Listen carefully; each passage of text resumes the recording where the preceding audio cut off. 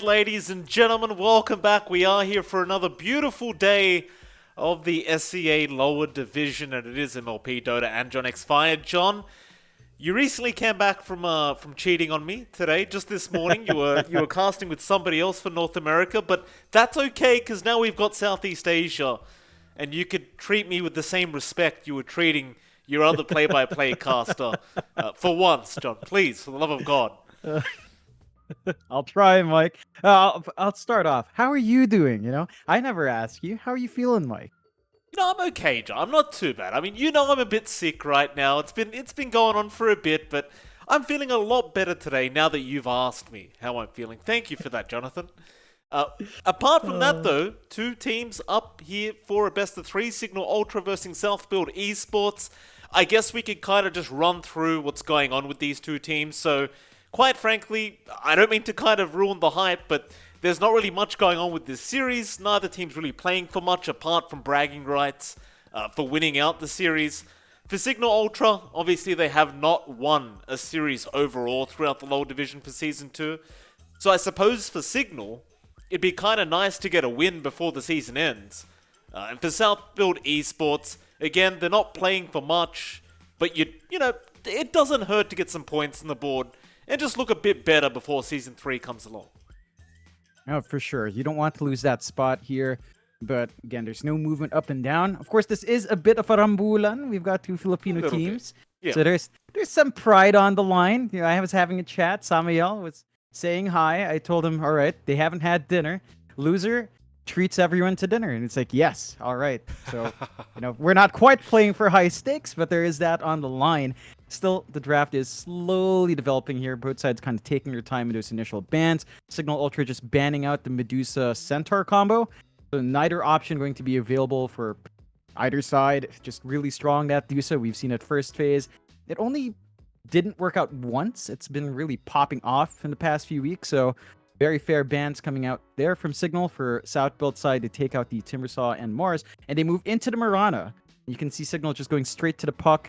Marana doesn't really handle the puck all too well. You're going to need some setup for your arrow. And Cignal just really protect their puck with the line. They get it on their side, so they've got the Hex and Earth Spike. To play with, they don't have to worry about it. But South Built, straight into the Brood Mama.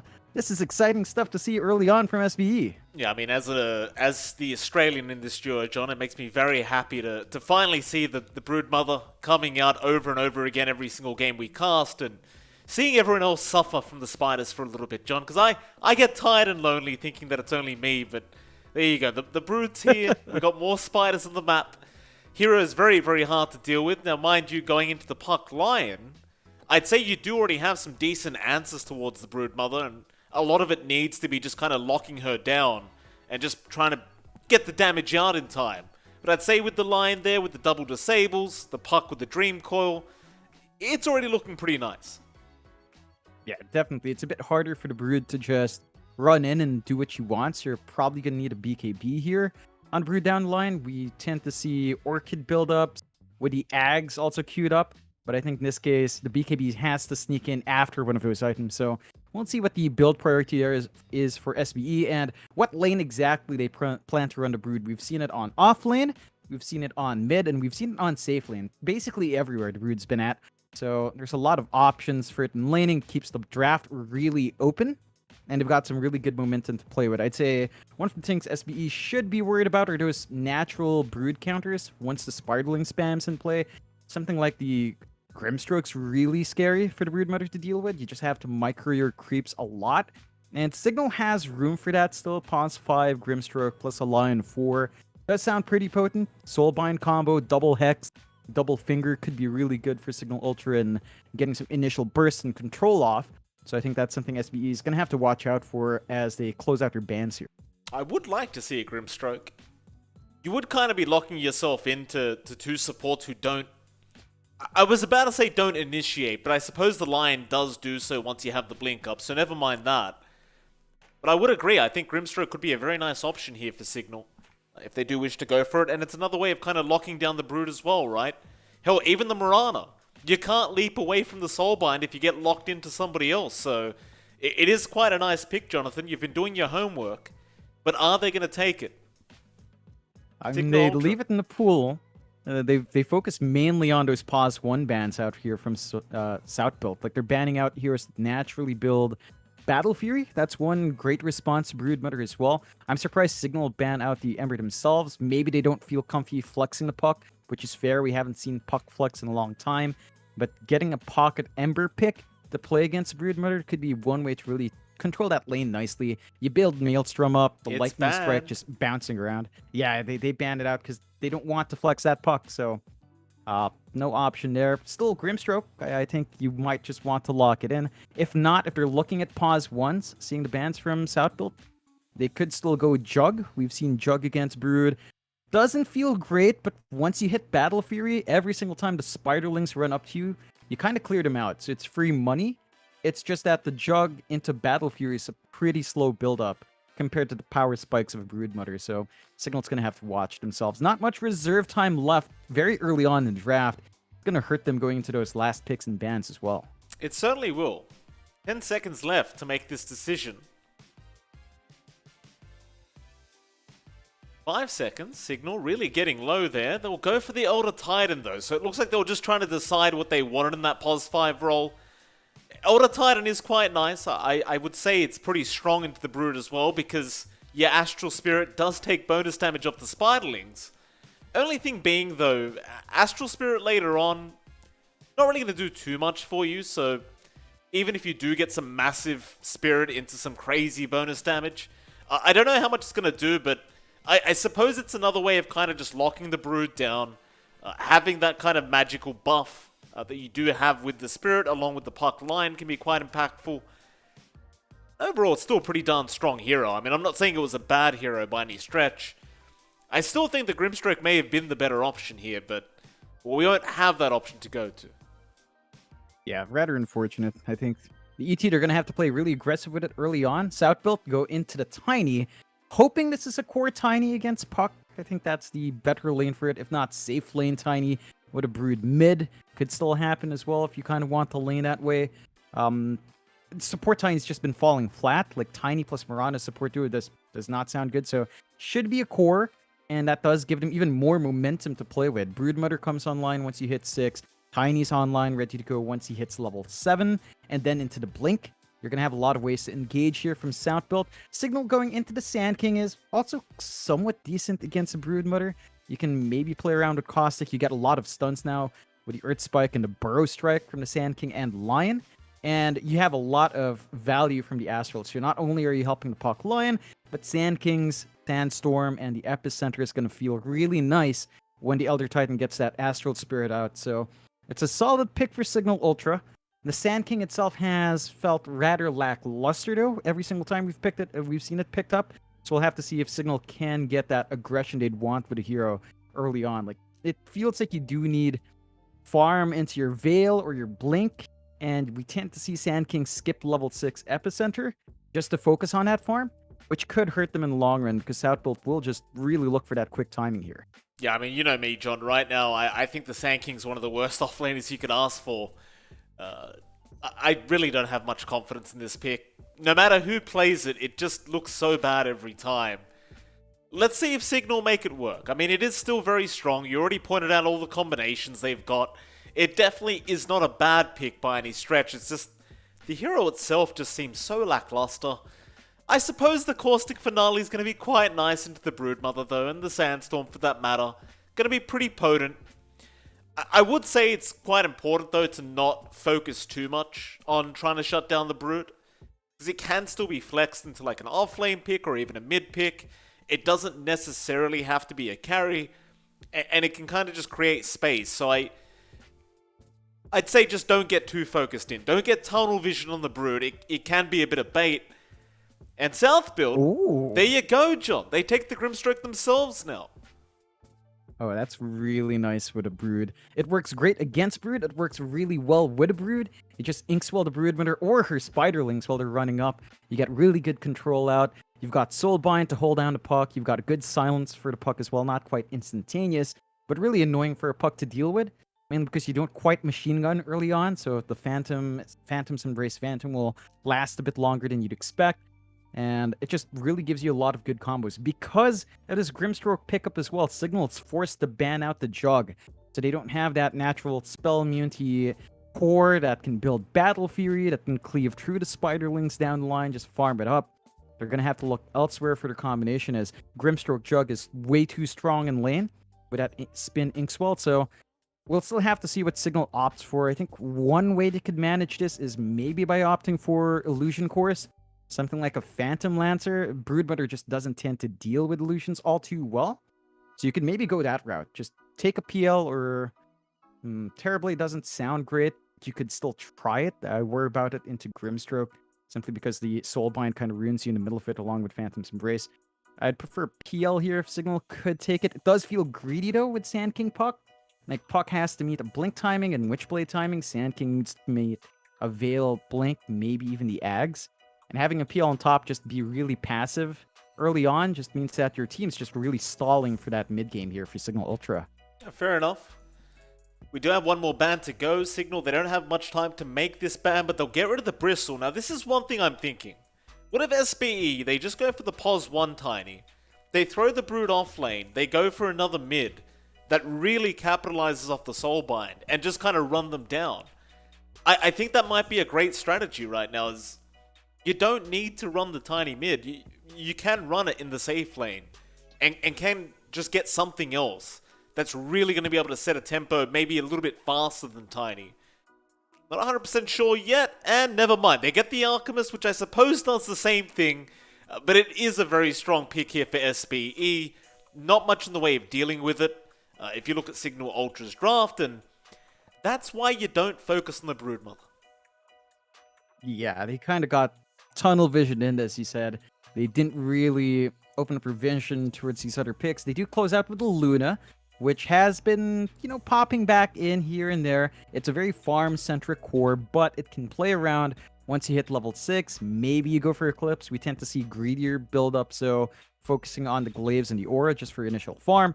So you're not going to hit that instant power spike at 6 if Abing opts to play that farm game. The issue is, if you play that farm game, it's very hard for Luna to overtake an Alch. Like, you still farm camps quite fast. But Alchemist with Grievel's Greed, if he's not contested, is still going to be more efficient there. So Cignal has to weigh that opportunity cost. Do they want to just buy space for Abing, or do they hunt down a bat as much as possible to prevent that farm from coming through?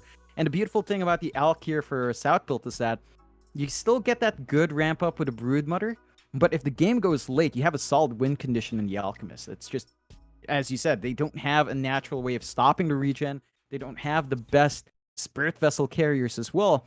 So a bot should be able to just stand and fight once he has some farm up. There's just not much to hold him down here. No, I do agree with you. I think this draft from SBE is probably going to be a lot stronger here in this game number 1. We'll see if Cignal Ultra can kind of make it not look as good in this game 1 and maybe take it themselves. But John, I'll officially ask you the hardest question there is, sir. Who had the better draft?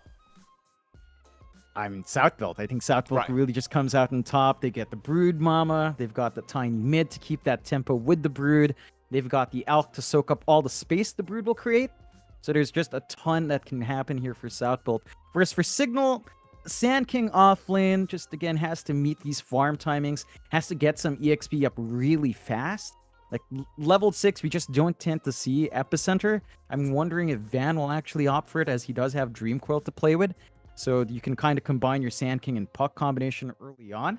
But if you do opt to skip it, that just means you're playing such a slow game.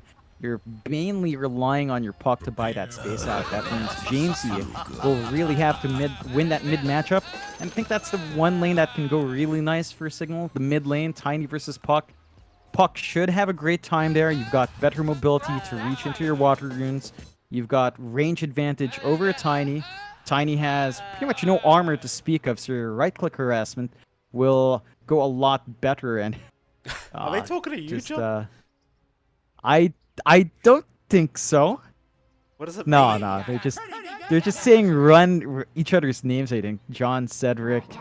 I don't know who's Avelino. Yeah, they're just giving each other a shout out, I suppose, here.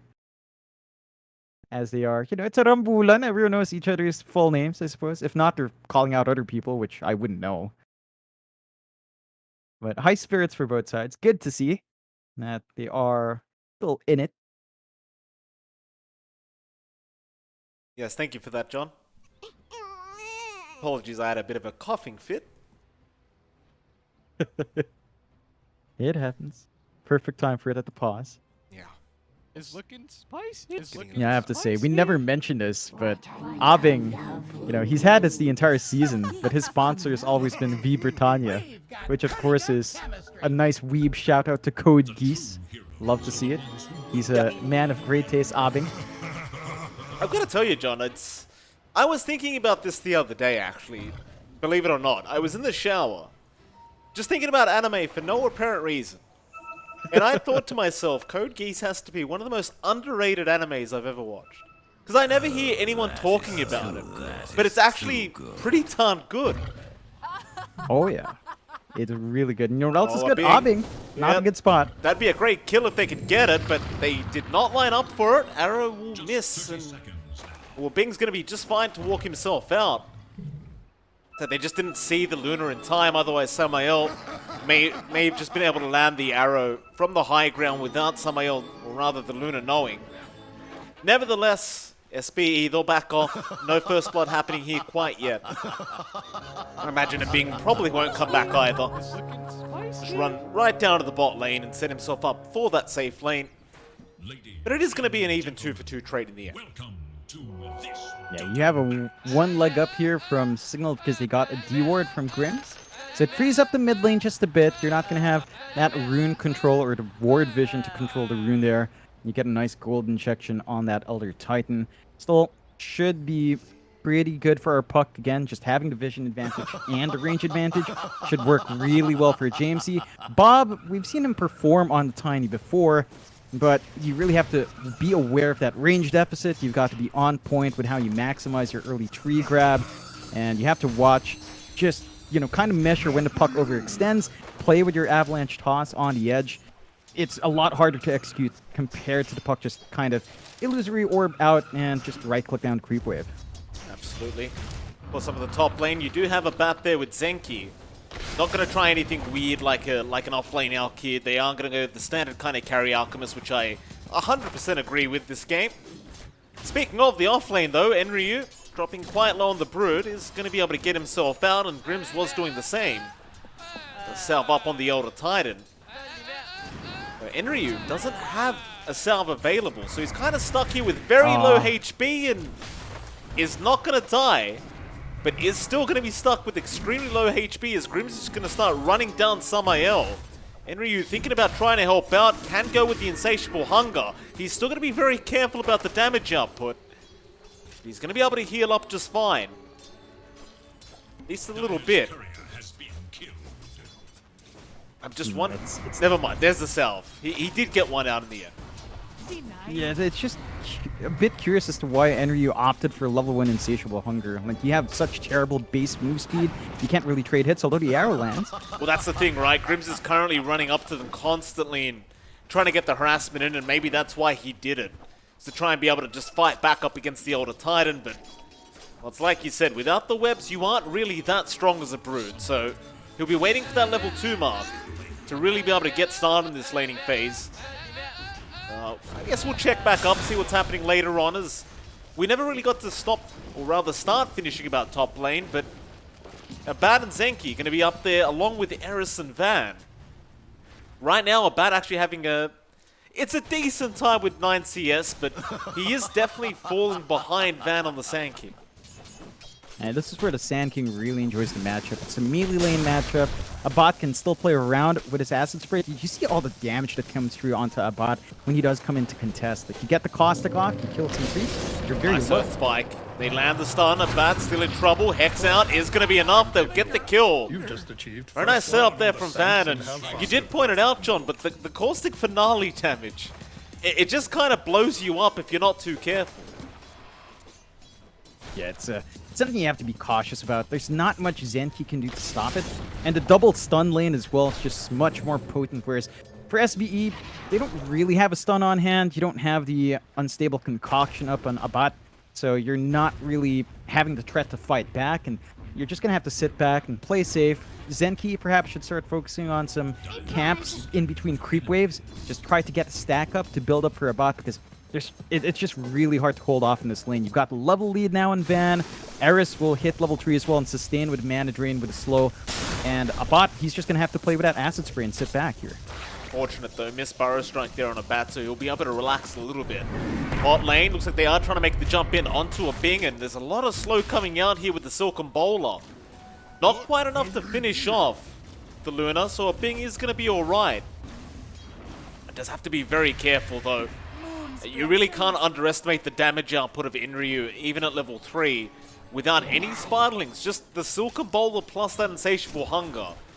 It just rips right through your HP. Yeah, it doesn't feel great. The one thing with the Luna here is that you don't have the best attack range for a melee range core, so it's always easy for the Broodmother to sneak in if that creep wave is shoved out. So you have to be cautious with your control here for a Bing. Levels are up on Enryu. Level 3 Spike is very nice for the Brood, much more manageable for Enryu. This is the point where you might want to see Samuel take some more activity on the map, maybe helped out on mid, although Bob is starting to take control of the lane quite nicely. He's actually not behind in terms of CS compared to the puck. They're actually really even, which is a huge benefit to Tiny. He's just not being bullied out by the orb. He's not being zoned out by the right clicks. So that's definitely some good news for Bob. If he keeps that pace, gets a good blink timing, he can definitely start setting up some space for his team here. That's classic Bob though, right? Just very reliable in that mid lane. Always seems to do well for himself, and later on can just start making space across the map with his team. He's going to be a TP mid, but it's just going to be to fill the bottle up of Jamesy. So a real refill there from Grims as Bob is going to try and move in along with some help. They get the avalanche toss off, and now the silence is there onto Jamesy. He's going to try and orb the other way, but it does end up costing him Bob. He will survive, and Grims, he does get one for his trouble, but it may cost him his own life. He's going to try chasing down Bob. Can he get him? It looks like he should, but no. The avalanche there in time, Bob. He'll get another kill for himself as Eris now has joined the mid lane. He'll kill off Zenki probably, but oh, these are some nice jukes. Zenki gets himself the kill in the end. Eris is going to try for an Earth Spike. Misses out on Bob though. Bob will just continue juking and jiving. That was a pretty big win for the Tiny in that mid lane. He won't get lucky with the power rune though, so that's one bonus for Cignal, is he doesn't pick up the haste rune, and Jamesy should be able to go ahead and grab it. But he probably won't need it anyway, as everyone keeps TPing mid and giving him a brand new full bottle. In fact, he's probably still going to get it. Oh, that's just really strange out from James. He doesn't take that opportunity to orb out onto the haste. So Bob now has some offensive potential. He's going to go hunting with this. Yeah, of course, a Bing. He's farming right next to him. He'll go for a juke, but Samael will spot him out. Silence is there, but is it going to be enough? They got the Dream Coil off. The Avalanche Toss and Arrow is all going to land. James is going to try and get something done. He should at least kill off Samael, and does. But you lost your core, Luna. It's a little bit heartbreaking here for Cignal.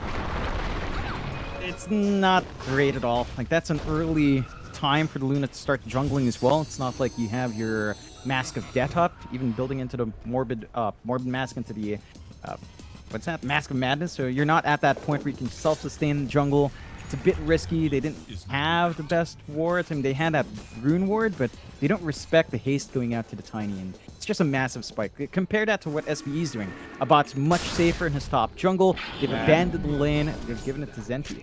Now Van's currently being chased down. He does not have Burrow Strike. He just committed it. That should mean a very slow yet painful death for Van. They'll get him. That's your highest net worth hero, by the way, on the side of Cignal Ultra going down like that. Which is never really a good sign, as well, they're going to try and make a push up top lane instead and try to get something off this map for the side of Cignal. Zenki is around to defend and somehow hasn't been spotted, but no, now they find him. They know he's there. He's still choking around the tree line though. They just can't get sight of this man. Oh, Bob from the back. Coming in, finds himself a nice Luna kill. A Bing gonna try and make a run for it, still at the level 5 mark. Earth Spike is gonna get there in time. And that will save the day for a Bing. But Your Luna probably going to have to eventually go back to the fountain. You don't get that tier 1 top tower. It's not like they were really going to kill it off in any way. They were just trying to get some chip damage off, but you can kind of already sense how this game's going to go. Like, the pressure being applied onto Cignal, or at least the Bing, it's not going to feel very good. And of course, this is giving time for a battle of the Alchemist, just free farm. Yeah, he's close to that Battle Fury timing, just free to play in that triangle. Your Luna's still not at the point where farming like this is safe. You still don't have that Morbid Mask up. It looks like he might be rushing the Dragonlance first, perhaps, just getting some agi. And oh, nice arrow from Samael. He gives him the tip. John, I don't blame them for tipping, because you've got to de-ward that ward. You can't leave it there. That's Triangle 101. You de-ward before you farm, and I'm not blaming a Bing for that, because it's not his fault, but nobody thought of it. It just falls short here for Cignal. They don't control their own jungle well. They instead kind of invade that top jungle. They drop a forward ward, but there's already a sentry. They can scout that out. So a bot still can be safe. And it's back to draft, right? Like, you've got this level build-up on your Luna. You went for a 2-3-1. No Eclipse, no teamfight presence. It's all about farm. And the same thing with your Sand King. Van skips Epicenter, of course. So you've got 2 farming cores. Only your Puck to really teamfight here. Yeah, look at this. Grimm's getting jumped on right now. Dreamcore going to catch out too, but what can you do with it?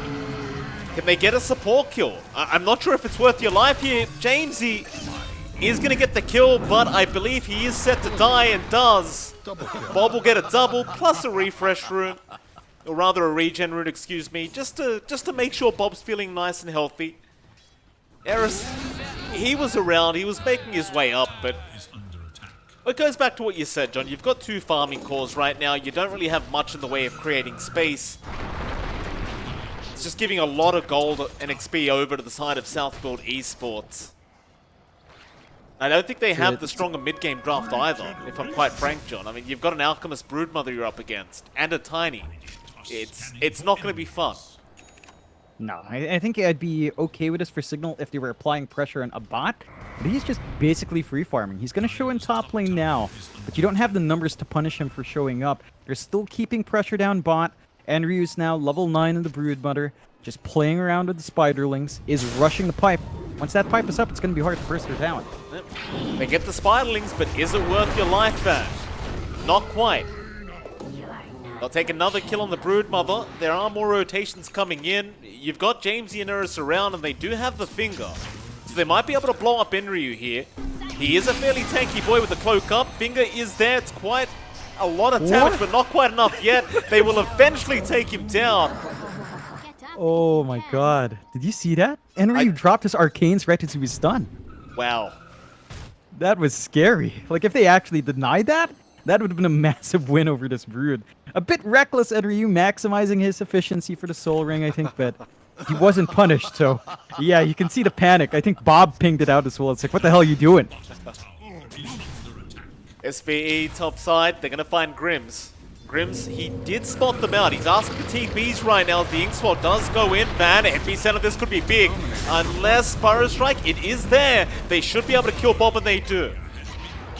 It's a very nice setup there from Grims. He caught a glimpse of them. And he put the pings out, immediately asked for that TP, and obviously for the Pos 5 Elder Titan, he's happy to die if it means getting a mid-tiny kill. Yeah, they slow down Bob just a bit. He's playing aggressive without the blink, so it's kind of harder to gap close for him and bail himself out in dicey spots. Can't really afford to go out one by one. I think that's how SBE starts to fall flat themselves if they get too aggressive here. Like, a bot right now is just playing up top, knowing that the epicenter is expended. Your Alka's at the point where you have the Battle Fury, so he can just dip in and out of lane. Tier 1 still stand. There's no... You always have the relief of backup if ever anything goes south. And he's got the jungle to play with now, so he is farming a lot faster than Luna. Look at that net worth deficit. Abing's bottom in terms of all the cores. 8.1k versus 4.9 on the Luna. Just not a good time at all for Cignal right now. They need to keep trying to stall this game out.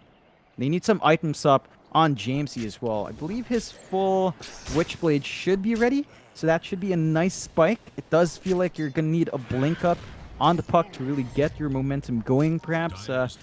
Still going to be a ways off, but maybe they have enough damage now to rip through some of these heroes with that Witchblade up. Perhaps. Bottom side, Van, Jamesy. Oh, they blink right into them. The Battle Strike is there, but is this worth the Inkswell? It's going to connect. They get the Dream Call off. They at least get one, as now Bob is dropping quite low. They got him. Cignal Ultra. A nice setup. I was quite worried when I saw that Burrow Strike in, only catching the Grimstroke, but they just wanted to try and delete the supports. Of course, Bob going down again on the Tiny as well is not going to feel very good for him. It'll buy a bit more space now for a Bing on that Luna to try and catch up. Yeah, it's definitely some much-needed space. Very important kills for your Puck and Sand King to find as well. Van, since he's leveled up the Epicenter and gotten his Blink, he's been much more active in this map, which is good news for Cignal. Like, they do need that activity. They've got the heroes to back up Jamesy now. And as long as they keep playing as 3 to 4, they're going to have a good time here. Eclipse is committed. Ooh. Bob's getting very, very low and should just drop. He's going to try and juke this one out, but he's got no way past the tree line. Well, Bob's going to be very careful making those moves like that on his own. He's not the Tiny he used to be a few minutes ago. And there's the tip out. Grims lets him know about it, as now Samael is going to be chased down in the Marana. Jamesy, no Dream Call up, won't be able to commit. Back up on the side of Cignal, but every time that Tiny goes down, you see how much more aggressive Cignal gets. I think Bob needs to be just a little bit more cautious. I think they're switching priorities. It feels like they realize, all right, we might have lost a bit of that early momentum on the Tiny. It really tapers off hard. He's still trying to work towards that Echo Saber, but they've bought a ton of space for a bot. Like, that investment is still worthwhile. He's about double the net worth of Bing right now on that Loon. In fact, he's doubled the net worth of every single other core, while still having Enryu in number 2. So the farm distribution is still really nice for SBE, and as long as they keep getting that build-up on the Alk, and a bot's just going to rush a heart, and he's going to be basically unkillable on the Alchemist as soon as that's up. Having a look here for Jamesy, mid lane. Jamesy going to sit back and just watch his tier 1 tower slowly but surely go down to a bat. There's not really much he can do. He needs some help to defend this tier 1 tower, and they are coming in now, Cignal. They're going to try, but Bob, he's right in with the avalanche toss onto the Lion. If he sent up Burrow, is going to be there. Van, he'll get a great trade for this. He does. But that mid-tier 1 is still eventually just going to drop. They are not going to go for the deny either. They'll try to chase down the Alchemist and see if they can get this kill. Stomp out, a bat still going to be just fine as he walks away. Now an arrow in. They've caught the puck out. Unstable Concoction not really going to land, but they got the Soulbind as well, locking them down. They might find the Marana, but they'll lose Jamesy in the process. And here comes Enryu right onto Grims. Stomp out. FPS drops everywhere thanks to these Spiderlings, but it won't really matter too much because Grims is in trouble. He'll be chased down slowly but surely taken out. And now, poor Eris. You want to die for that, Enryu? Hex is out. He'll need it back now. Enryu turned around for the Burrow. Bob's going to show up. Avalanche toss out. That'll be enough to get rid of the Lion. That'll be enough for SBE. Yeah, works out. They find some big kills. They take out the mid-tier 1. The Alchemist is now pretty much uncontrollable. SNY with a stat resist, you can see how short the leash stun lasts on the Alk. So even if you get that Dream Coil pushback somehow, it doesn't matter. Like, his heart is basically done. He just lacks the Reaver. So you have to deal with a, what, 3.6k, 3.4k HP Alchemist at sub 20 minutes? I don't know if you have enough damage for that at all. Bob's moving in. Jamesy going to be very cautious here on the park. He's going to move in right into Bob, it seems like. Bob can't believe his eyes. Goes for the avalanche toss. And the arrow, of course, from Samael going to make sure they get the kill. Just looks rougher and rougher as time goes on. And, well, I know you've already mentioned it a billion times now, John, but a bat, he's still farming.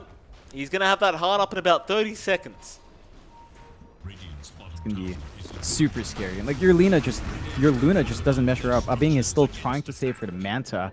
They could maybe play with Eclipse if they find a good target, but It just feels like they have to play as 4 right now, though. Oh, Zenki, he Smoke breaks the growth. smoke. That's a really nice smoke break, and now they rush in. There's your Eclipse out. A bat is dropping quite low, but is it low enough? Not quite yet, but they do get him down eventually. Still a big ink swell. Zenki turning it right around for the team. Bob will find another. Van drops onto the Lion. He is completely surrounded and will go down as well. This is Gabe Newell. Thanks for playing Dota 2. That's a 4-for-1 trade. And while I don't really like seeing the Alchemist die, if you're trading 4 heroes for that, SBE are going to be more than happy. Oh, definitely. You're not too sad about that at all. You get the Luna, so you're keeping that Luna down in the direct trade. The Alchemist just recovers much quicker in the jungle. So it's overall a great bit of news for SBE. They get to shove in this bot tier 2, take that out. Opens out the outpost, take away some of that XP per minute out from Cignal Ultra, so their level gains are going to be that much slower now for their end. The good news is that they do manage to finish up the Manta on Abing, so the next time the fight breaks out, you're going to be a bit more protected, but that also means the Heart is already coming out for a bat. Pretty much there, and just 200 gold off, so you're going to have to deal with that into the AC next, and he's just going to be really protected. I'm liking Enryu's build as well. It's much more of a utilitarian Broodmother. He's got the Guardian Greaves up, got the Pipe of Insight. No Orchid, no Ags Rush. He just wants to keep his team alive. It's that emphasis on Elk. They know their win conditions really the Alchemist, not the Brood. So they're playing around that fact, and they're just trying to keep Abat alive as long as possible. Bye-bye, Mr. Grims. Or maybe not. That's a lot of movement speed out with that Astral Spirit. 550 movement speed. Just from that one Spirit thrown out. Well, there you go. He'll be able to remove himself. His top laner, Bat, with the heart up, is feeling very confident to frontline now for the team. And, well, Bat's going to be spotted out. They want to try and burst down the Sand King with the arrow follow-up. They'll be able to kill him off. And to the south, Eris has died. Bob and Enryu setting that one up on the Brood Tiny. And off they go. Into the T1 top tower. And this is the massive power spike we were talking about during the draft, right? It's this mid-game now. The Brood's going to have heaps of units. They're going to be able to push down towers extremely fast. And I don't think Cignal are necessarily going to be able to keep up with the pace and tempo that SBE are about to set. No, they need so many more items up. Look, the Luna's a really good response to the Spiderlings. Your Glaives just bounce around. You're probably going to need the Ag Shard here, just for the Lucent team to get some Glaive bounces around, which is going to be really helpful, but you also need a BKB. You're probably going to need a Butterfly, just so much farm to still come out, and now their tier 2 top's going to be pressured in. Who do they want though? Man, Burrow Strike is out on the Brood. They've got Enryu, now a nice stomp out as well. James, you're going to jump in. There's your Eclipse out. A lot of damage being pumped. They will blow both of them up. In fact, they found Zenki to boot. Onto Bob now. They'd love a Tiny for their trouble, and they might just get him. Bob's going to try and run, but eventually will get taken down a notch. Bing going to find a double kill throughout all that, and Jamesy will find the full team wipe. And you know what, John? I said they wouldn't be able to keep up with this draft, but they land everything perfectly and they make it work. Yeah, it's Southbuilt just overextending, not respecting the power of Grims in particular. If the Earth Splitter lands, remember that's damage that scales. It scales off of the max HP of the enemy hero. So you saw how fast a bot actually melted. Like, he has 4k HP. You're going to do 2k magical damage onto him, and he just melts afterwards. So have to be cautious about that from Southbuilt. They lose a bit of that lead down to just 5k. And the side of Cignal gets some time to gain some control back in the map. You can see Abing just playing that jungle area. From those kills, he's about 1k off from his full BKB. And once the Luna hits that spike, it's going to be safer to stand and fight into these engagements from SBE. They can look into the Roche's wall to get some wards out. They are still under vision from this triangle ward on the cliff, though. If they do go for the Roche, that might be spotted out by SBE, and they could go for a fight here. They could. A Bat going to move in. Oh, the bash out from the Roshan. The Bat is, Bing is still going to be just fine as a Bat now. Is going to move into the Roshan pit himself, but start roaming into the Radiant Triangle. Bing is still around. Does see the Alchemist. Instead, they'll try and go on the line, but Eris is also going to get himself out. They even tried on Jamesy, but he's going to be just fine as Eris. Oh, he eventually does get caught. Abat, the one to take him down. Into the mid lane, Jamesy. Can orb away, but Enryu now just going to chase him down. And, well, looks like your puck's dead. Back blink away. He's going to be able to do it. 90 HB, and he's going to be alright. Never mind.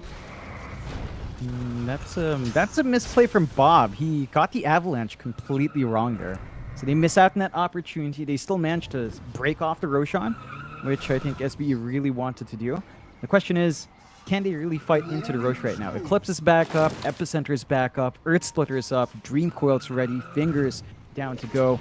So it is risky here for SBE. Their team fight's just not as clean. They need to pick off first. And they're on to Grims on that Elder Titan. Just get rid of the stomp potential as the arrow does find as well. But James in the backside. He found Samael. Now Abat gonna move in. They do get Grims, but they've lost Samael and Zenki. As now Van's gonna be focused. He does get a nice Burrow strike off. And the buybacks are here. Bob, he's copying the full weight of the Eclipse. He'll toss him right into Abat. They'll still get the Sand King, but they'll lose their Tiny for their trouble. As now Grims, he does get a stomp off. Meanwhile, Enryu will just keep going onto a Bing, but he won't have the damage output, and now gets stunned up into the kill on Jamesy.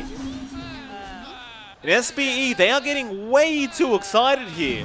Just taking very, very dangerous, I want to say, fights, and I think they're just being a little bit too overly confident. Yeah, they're going in without protection. You know, they go into the back line, so they don't have BKBs. Their supports get left in the dirt, so they can't really follow up and chase in. That opens up the Roshan because of that big loss for SBE. Cignal's going to have that first Aegis of the game, and they will find Jamesy, though. You say that. I said that earlier too, John. He's going to be able to blink out again. Yeah, he's pretty much very healthy. Meanwhile, the Roshan's still dropping, so he's made so much space for his team to safely take the Roshan. And there's going to be nothing they can do to stop it. Bing now has the Aegis up. And while he still probably doesn't feel strong enough to completely fight yet, it's going to buy him more time to keep farming up and get to that point where he does feel confident enough to start man fighting, say, the Alchemist. I wonder what a Bing itemizes now, but I'd say something like an Eye of Skadi wouldn't be too bad of an item to go for if you are a Bing. Yeah, would be really good to stop that region out.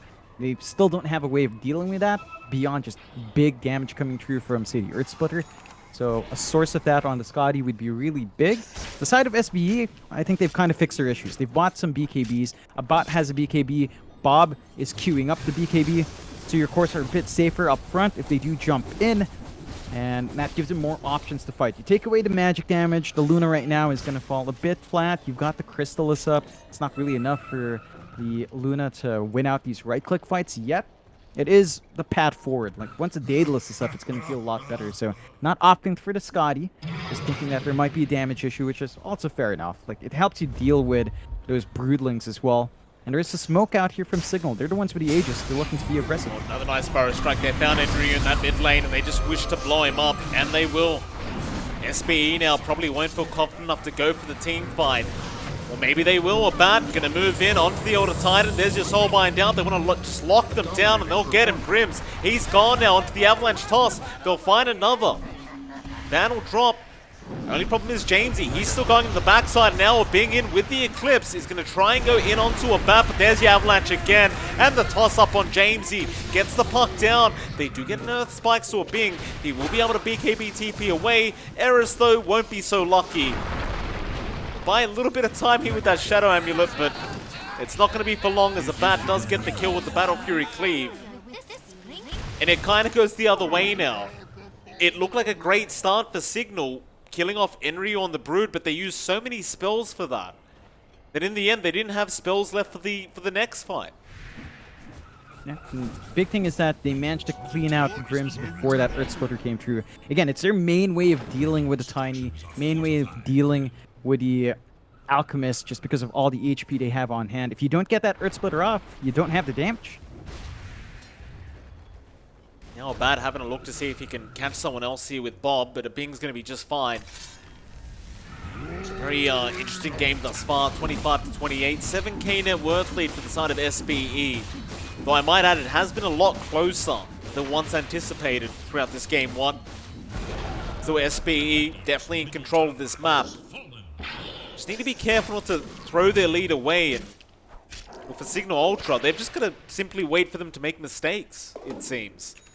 To keep the farm up and hope that SBE kind of just come rushing at you again.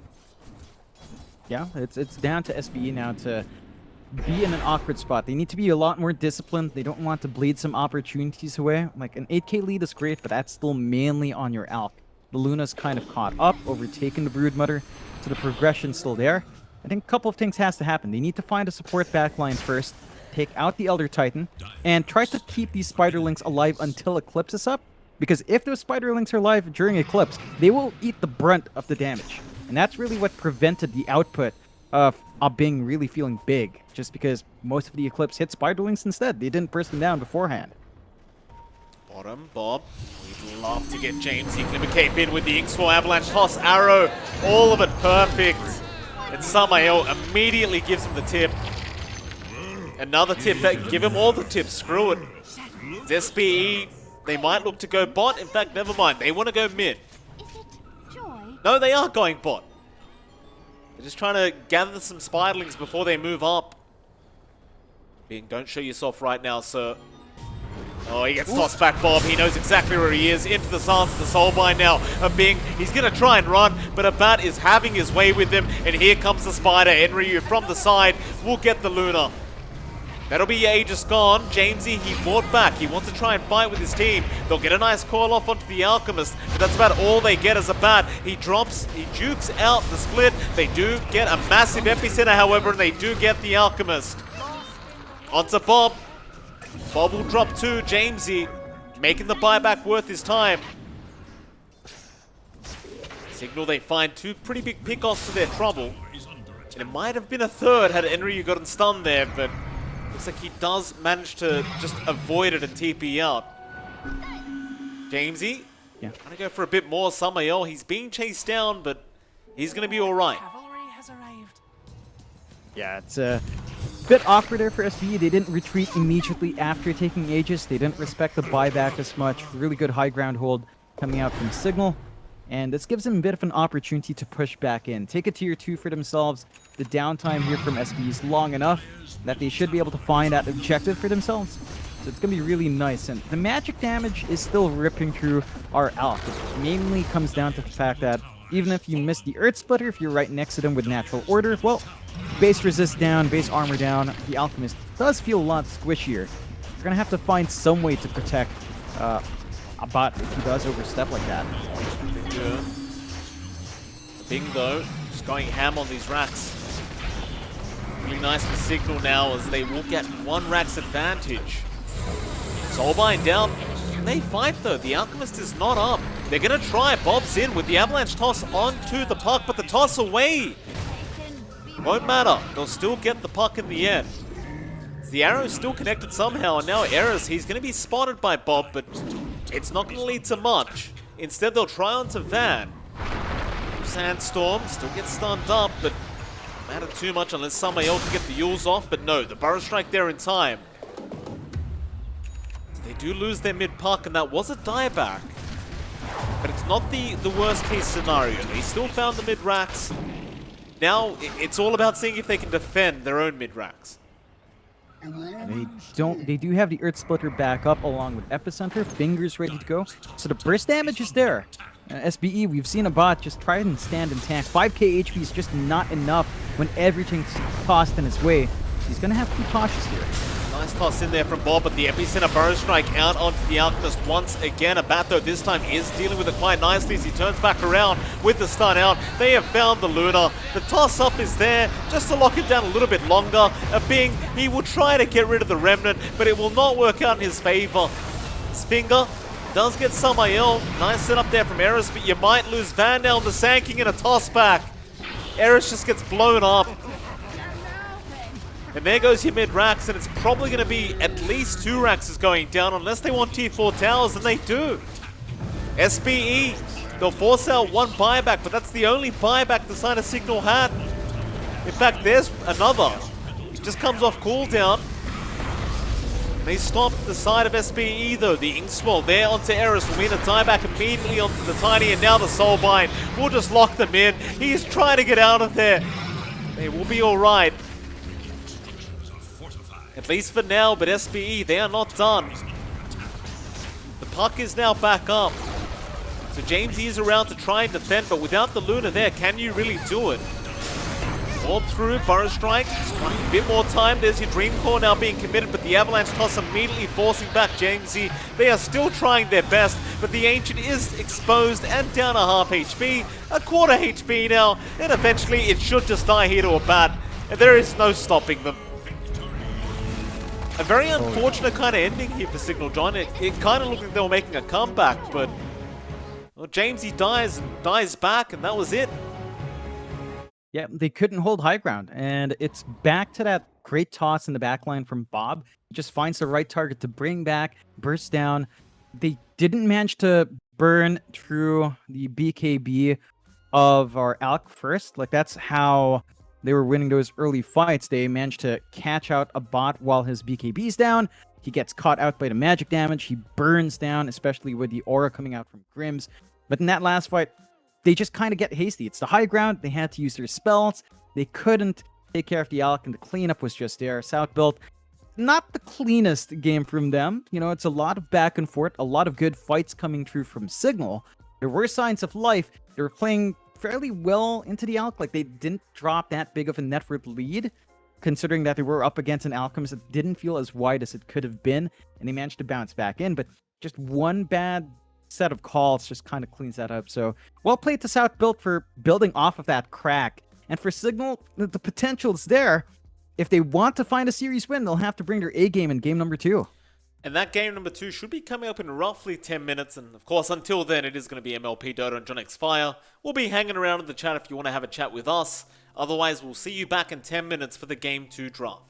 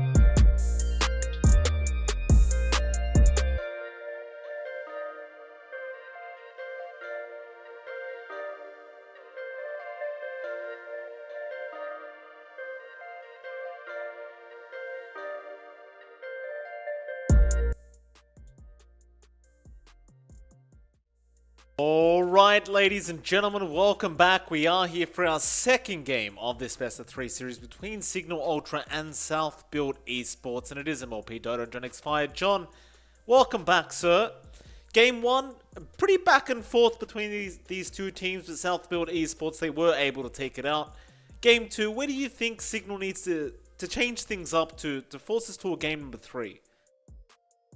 They've got to watch it a bit on draft. It felt like they got a bit run down by the Brood, Mother, and Alk combination. Just the space the Brood was buying to enable the Alk. They kind of tunnel visioned in the draft, kind of just looking to counter the Brood in every single direction when their biggest issue was still a bot's hero anyway. So kind of have to watch those drafting traps. They do go back into the same bands here, taking out the Centaur and Medusa, but South Build start differently. They just go straight into Gyrocopter. We've seen the Gyro really pop back in this season. Been popular across a lot of regions, lots of early aggression to play with. Cignal do go back into the puck here. A very safe pick for them from Jamesy. He had a spectacular run back with the Lion as well, preventing the counter pick. But SBE, Alchemist with the Gyrocopter, so it looks like we might see the support Gyro here, or maybe an offlane Alk from SBE as well. Yeah, certainly a very flexible and very strange kind of opening to make here from SBE, but I guess we kind of already know what the game plan is, right? It's probably going to be a carry Gyro, get the Aghanim Scepter, give him the easy side gun on, just save him the 4.2k worth of gold on that Gyro, is probably what's going to happen for SBE, but we'll have to wait and see, and of course there is still the matter of what lane the Alchemist is going to go in and what position he's going to play. Would you prefer a 4 Alk, John, or a 3 Alk? Neither one sounds great. I'd prefer, I think, the offlane Alk. I don't think it that nice as a support. If you go support Alk, say pause 4, your Ag's timing in terms of feeding it to the Gyro feels like it's going to be a bit slow. You're going to have to sit in the jungle, just kind of AFK farm for a pretty long time. So at least with a 3 Alk, the Ags comes out a bit quicker. So the power spike for the Gyrocopter is online that much faster as well. Probably preferable there. Cignal for their part, and back to puck Lion. Again, it's just preventing that counter pick for the puck. They still have an option here from South Build for, say, a Nyx. That's still left in the pool. Really nice against Lion and puck in terms of getting that control off, maybe even bouncing back a finger towards the line if he's not careful. So SBE could still kind of plug in their gaps that way. For Cignal's end, I didn't even realize it. They haven't won a series, and they haven't won a game. They have not. They've gone 0-12 so far. So this is their last series. If they want to go out with a bit of a bang, they need to find at least one win, Mike. I don't think any team wants to go through a season without a win. Yeah, I didn't realize it was that bad. I thought it was, yeah, they lost every series, but at least they won a game here or there. But no, you're correct. I'm looking at it right now. It's definitely not a very good look for Cignal, but let's see if they can turn things around here. I'm sure they've got something up their sleeves, and we kind of saw it last game. It's not like they're necessarily playing badly. It's just a few little mistakes that the other teams can capitalize on so easily that seems to be causing them the main issues here for Cignal. Still, third pickup, Cignal Ultra. Same 2 heroes they ran in the first game, so we haven't really seen anything different from them quite yet. We just see another support pop out here for Cignal, I wonder. They do have the option again for the Elder Titan if they want it. But I believe that was to kind of deal with the Brood. Yeah, it's I don't know if you'd... Okay, they go back into it. I think it's the combination with Lion Puck. Right, like you talked about it, Magic Resist Aura drop down is really good from the ET. I don't know about going back into the same draft though. It feels like SBE might just know how to deal with that. Like they take a lot of time in that pick. SBE just slide into the Enchantress. Neither of your supports do much against Ench. So the Ench in the lane should still be able to hold steady. You've got a lot of regen. You still don't have something from Cignal that naturally stops that regen game from coming through from SBE. Still no natural Spirit Vessel Carrier. Never came out in the last game for Cignal. They do rush into this next pick, though. They go with a Razor, which is pretty darn nice against the Alk. kind of decent against Gyro, but not as great against range heroes, of course. And if that is to counteract an Alk, I mean, it's looking like, you know, an off lane or a support Alk. So you still get good static link damage with a Razor, but it doesn't feel like it's really countering a big pause one. It's just countering that utility Ags Farmer Alchemist instead. Okay. SPE, fourth pick for them. They've got to reveal a bit more here with their draft, and this might be the reveal of where the Alchemist is going, just based off the pick as to whether they want a mid lane, whether they want to get an off lane. I suppose they could still get a position 4 if they want, but that's assuming the Alchemist isn't going to be playing pos 4 himself. Let's see, SPE. Okay, they go for the clockwork, so it's looking like either a mid or an off lane Elk. Still could be the safe lane as well. Still very open, but I'd say into the Razor, you don't want to give him that much priority. Yeah, shouldn't be. I don't think you don't want that safe lane Alk versus Razor. That's going to be a pretty hard lane to match up against, but everywhere else it's kind of fine. Clockwork here for South Bolt, and we've seen Samael and Zenki play that really well. So I think you've just got these really strong supports to play with on hand. Cignal has a little bit more aggression with Lion ET, plus the Razor, plus the Puck. So you should look at them to play a lot faster compared to Game 1. We're not going to see Van just sitting back and farming on the Razor. Once you hit your level 6 spike, maybe you get 1 or 2 quick items. Once the Falcon Blade is up, you could really start to apply some more pressure on the map, which is definitely a change-up we need to see compared to Game 1. I'm more curious about what they go for on their pause 1. Like, we saw them dip into the Luna, and we saw Abing get some decent farm. I think you could afford to go for a farming core here, just because Razor is going to be more active than the Sand King early on. So it shouldn't be as much of a struggle to get that initial space out with 2 farming cores. You can kind of afford to have 1.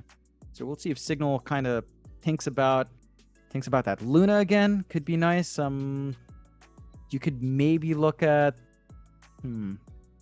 Could look at, say, the Ursa. It's been kind of left in if you want to go into that route. Could be nice to just twack away at the Alchemist. You build up your Fury Swipe stacks. You don't care for the Enchantress Untouchable, as you have your attack speed buff innately as a skill, so you can just kind of run in. You don't need to worry too much about kiting. The biggest issue is Clockwork, but you've got even more control on your side than Cignal Ultra, so as long as your supports back you up, you're going to feel pretty good in something like the Ursa here, if you wanted it for Cignal Ultra. Okay. We'll get rid of the Leshrac on the side of Cignal Ultra, so assuming that something's going to be coming in the safe lane here for SPE, and just trying to get rid of those Bob heroes that he does enjoy playing. Last pick up for SPE. Again, this will reveal where they're going to kind of throw everyone. Though it does really look like a Gyro safe off-lane Elk.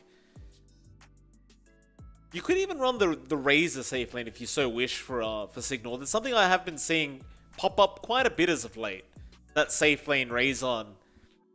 It can be quite impactful. It almost reminds me of like the safe lane Brood that we also see. While it's not as great as Brood as, say, pushing, it's very strong throughout the mid game, and sometimes you can just kind of snowball over the other team if you do want to run a safe lane Razor. But nevertheless, I guess we'll find that out soon, as SPE are still the ones who need to pick up their first hero. 45 seconds left. They've got a little bit more thinking time compared to what we're seeing from Cignal in Game 1. So they can afford to burn through a bit here. I think this is mainly just them deciding their game plan with the Elk. Are we really going to commit to offlane Elk? Do we want to flex it to mid against Puck? Or what do we want to do with Gyro? We could still kind of toss it around here. So just some internal discussions on how to line up this draft. I'd say they need to close out with a strong offlane presence, though.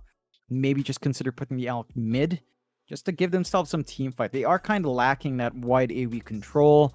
Best bet for holding people down is really Cogs for area denial. And you've got single target stunts on the Elk. That's pretty much it. They go to ET Earth Spirit. Wow, wow, wow. Is that what I think it is, though? Bob. It might be a Bob Earth Spirit. There's your LC coming out from Cignal Ultra now, so it is a safe lane Razor that we're looking at, which I don't mind seeing at all. And Bob is indeed playing the mid-Earth Spirit like a very intelligent human being, John. He realizes how strong the hero is and wants to display it for everyone watching right now. So that does mean Enryu is going to be playing what appears to be the offlane Alchemist, and we should have a safe lane Gyrocopter. Yeah, it's going to be interesting from South Built. I mean, Cignal also flex it out, as you say. You called out the safe lane Razor. It can be quite potent. Offlane Alk, you still get that Razor versus Alk lane, so it's very nice for Abing to play with. Can't really zone him out too much. You're going to have to play a bit safer there for Enryu. I'm just keen to see what South Built does, what Bob does with your Earth Spirit. Matchup against the puck, you're at a range disadvantage. You can just clear out your creep wave. You have some good mobility to contest runes, so I want to see Bob kind of prioritize that. Maybe even going for the bounty rune steal could be really nice here. But it is a really fascinating game number 2. Like Cignal with the Legion Commander, down the line you get your Ag Shard. You can provide spell immunity a bit. For Abing, you have a nice steroid buff for him in terms of right click. You can sustain your Razor there as well. I think Van against a Gyrocopter, the lane is decent. Gyro's pretty squishy. If he sticks by his creep wave, his range isn't the best outside of Flak, so you can kind of harass him out with the overwhelming odds as well. And we just need to see Cignal play a much more aggressive game. South Built with Alchemist Gyro, it's going to be slower. Just by nature of those heroes, Gyrocopter wants to farm. He has some decent laning presence once he hits 6. You don't really want to run into the LC who can sustain herself quite nicely. And Cignal, they do have a draft that just comes online fast. So just down to finding that aggression, finding the timings they need, and maybe even finding that first win of the DPC for themselves. Let's find out, John. We'll head over to that game number 2 right now. Cignal Ultra versus SBE. Never asked you as well, John. Who came out with the better draft, in your opinion? This one's a bit harder to call. I think in terms of draft, it's really even. I'd give a slight edge towards Cignal. I think it's easier to pull off the timings they have on hand. They don't have to stall the game out. They can play to this meta of just constant fighting. For the side of SBE, they need to stall out with Enryu, get the Ags up, feed it to their Gyro, work on the Gyro's farm as well. Abing starting with the question marks from the tips. That bodes well. I mean, it does seem like there's a bit of I'm sure they're friends, but they're certainly having a go at each other throughout this series so far. See how this one pans out. Abing, he might be able to get a bit of revenge later on. For now, at least, he'll have to stay quiet and just try to show them through action that he can kind of talk smack back, I guess. And Cignal, they can do. I mean, I certainly agree that their draft does appear to be better on paper. I don't know, though. When I look at that mid-earth spirit, John, you know I get excited. I knew you'd say that. It is an exciting prospect. I think I'm curious to see if they'll actually prioritize double Ags. Just give the Earth Spirit that enchant Remnant, become the Stoner Lord, kick himself. I still find that so weird. He can turn himself into a Remnant, and he can kick himself. Why? Why not, John? I mean, it's great. It's really good for zipping in and out, but why? Why can he do that? What's the lore reason? Icefrog got sick of kicking Earth Spirit's ass himself, and he just said, screw it, I'll give him an Aghanim Scepter. They can do it themselves now. And that's kind of what it feels like, John. We just keep getting screwed over on the Earth Spirit. And at least now we can just kick ourselves to the curb. Yeah, you know what it's like? It's like your parents giving you the belt and saying, you do it yourself. You've been a bad kid, here's the belt. You discipline yourself, you're that bad. Really, Asian parenting, am I right? You're getting Asian parenting. Give me a break, John. It's not just the Asians that have to go through that, let me tell you. Eris, bot lane, he's going to be alright. I thought there might have been a battery assault available, but Senki's not going to have one. We'll have a look at the other lanes. Of course, mid lane, Jamesy and Bob going to be going at it. You'd have to argue Jamesy does have a pretty large advantage in this mid lane right now, but I think Bob shouldn't struggle too much.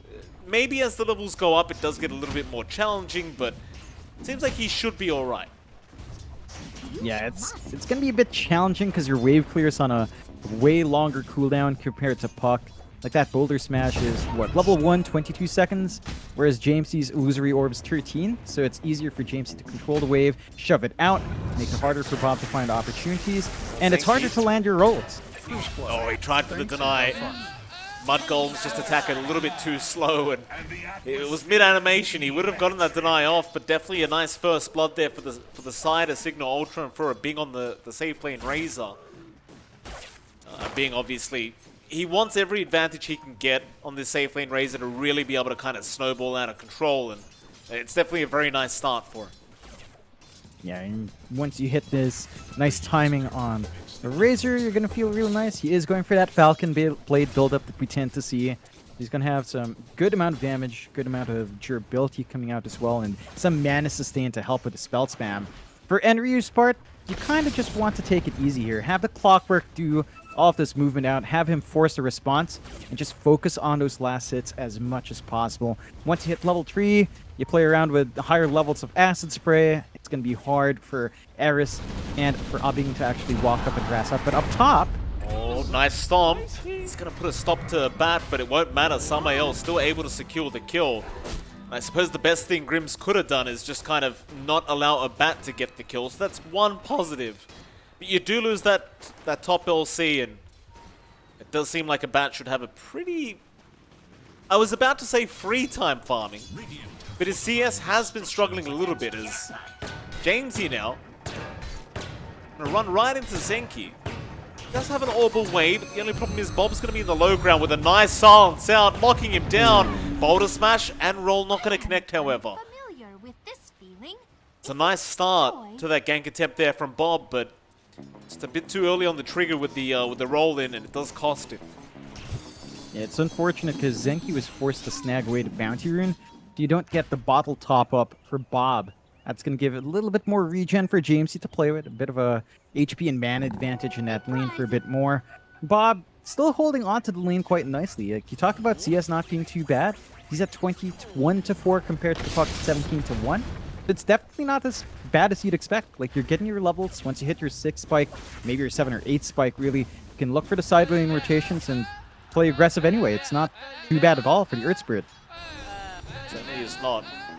He'll still be able to get that water rune. In fact, he wants to steal the one off Jamesy. Very risky here, Bob. He won't quite connect the roll, and now we'll have to kind of run back the other way and try to get the other. But now an orb's coming the other way, and Bob does not have a roll, but he does run faster. Nice attempt there from Jamesy to deny it off, but now he's going to punish. The right clicks out from Bob. Jamesy, he does have an orb back up. He might be able to turn. Turn for a little bit, but that's about it. Yeah, just some good pressure coming out. The game's holding steady at 1-1. 1k lead up for Cignal. Very good news as Bing has been able to control his lane a lot better than a bot has. So you are kind of keeping that Alchemist in check, keeping the Gyrocopter in check, and this is just a weakness of SBE's draft. Their laning presence is not amazing. They need a lot of farm to get ramped up. They're going to have to rely on Bob plus the 2 supports to really get some aggression early on once you get past this laning phase. On lane, Enryu. He's going to go down. Another nice setup here from Eris and a Bing. Able to secure another kill. That's a nice one to get as well, because obviously you slow down Enryu. It'll slow down the eventual Aghanim Scepter timing that he wants to get out for his cause. That, of course... Bing continues to have a very good time on that Razor.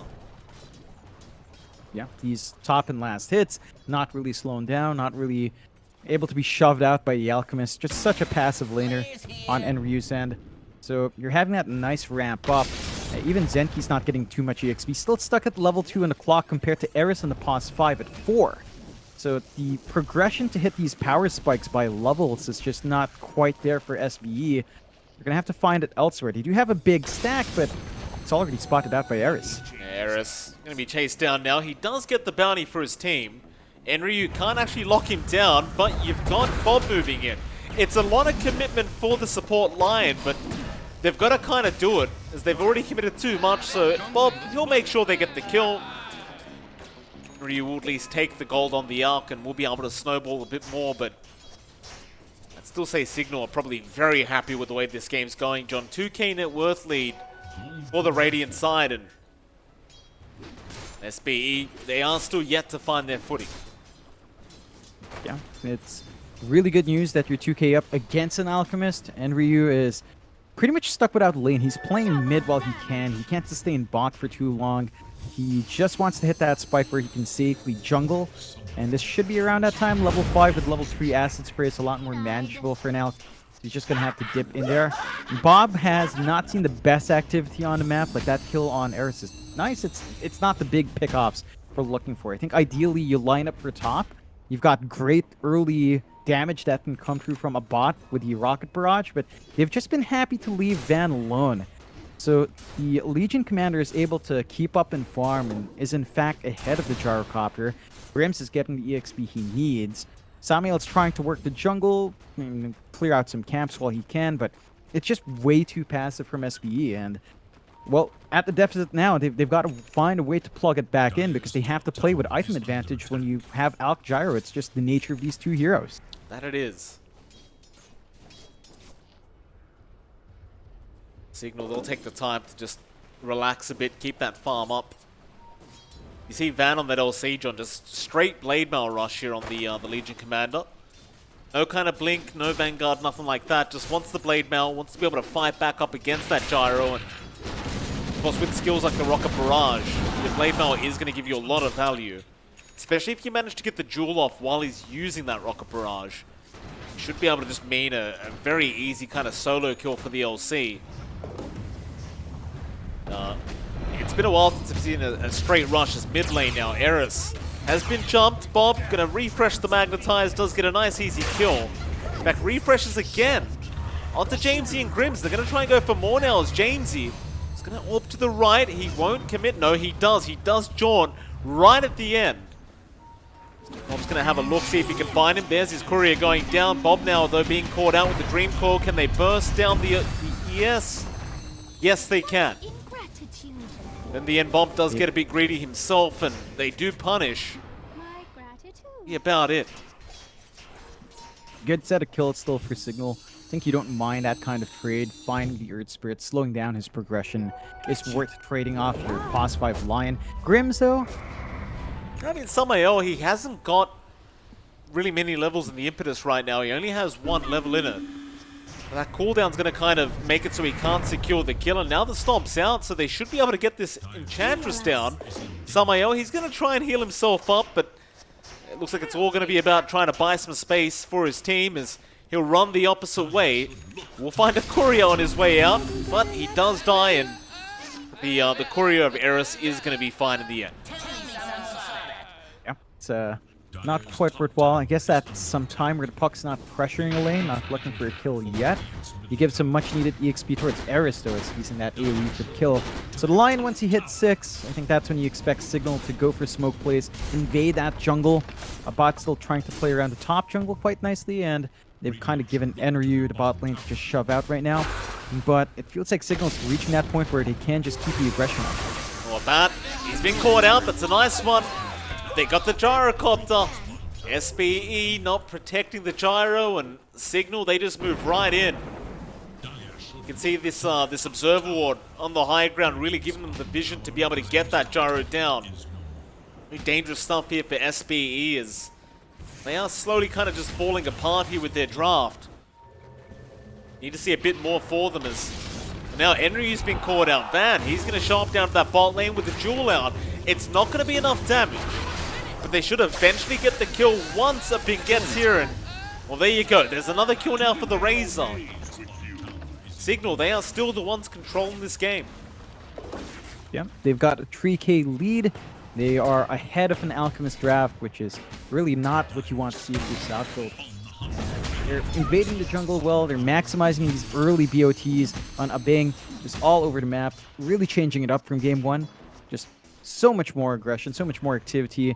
Southbuilt are the ones to go into this really passive draft. They don't have enough space to sustain the Alchemist and Gyro, and Enryu is rushing at Ags. So it's that usual play we see with offlane Alk with Gyro, just going for the Ags feeding, trying to rush the Gyrocopter's power spikes, and giving the Gyrocopter space to farm, say, the Maelstrom up instead into SNY. We'll have to see if it pays off. I think you're not too far behind yet to feel completely shut out on Southbuilt's end.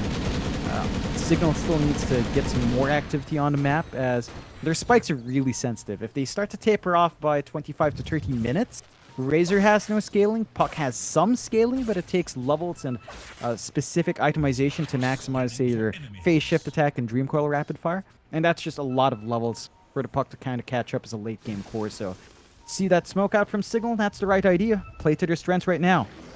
Smoke out from SBE as well, though, and they're going to run the opposite way. Where's my pension? Still got a very strong draft to try and fight, but they've got to get something done. Like, you look at Bob on that Earth Spirit, he's really got nothing going for him at the moment. They'll move in, back into the mid lane. They might spin out Grims in a moment, and they do. Chemical Rage, meanwhile, popped in the mid lane, so Enryu being prepared with his team, but nothing's going to come of this. Neither smoke works out, and both teams end up just backing off. In fact, I say that, SBE, they've moved in again onto Grims. But he's by the tier 1 tower, and that's going to mean he's going to be safe. They are unwilling to dive at the moment. And that will be it. Yeah, it's not too bad for SBE. The slower pace of game favors them because Abbat gets this free space out. They are getting pressured on their top lane just a bit. It's constantly shoved in by Abing. So you've always got the threat of a split push coming through. And you have to remember Abing can still join in with the travels.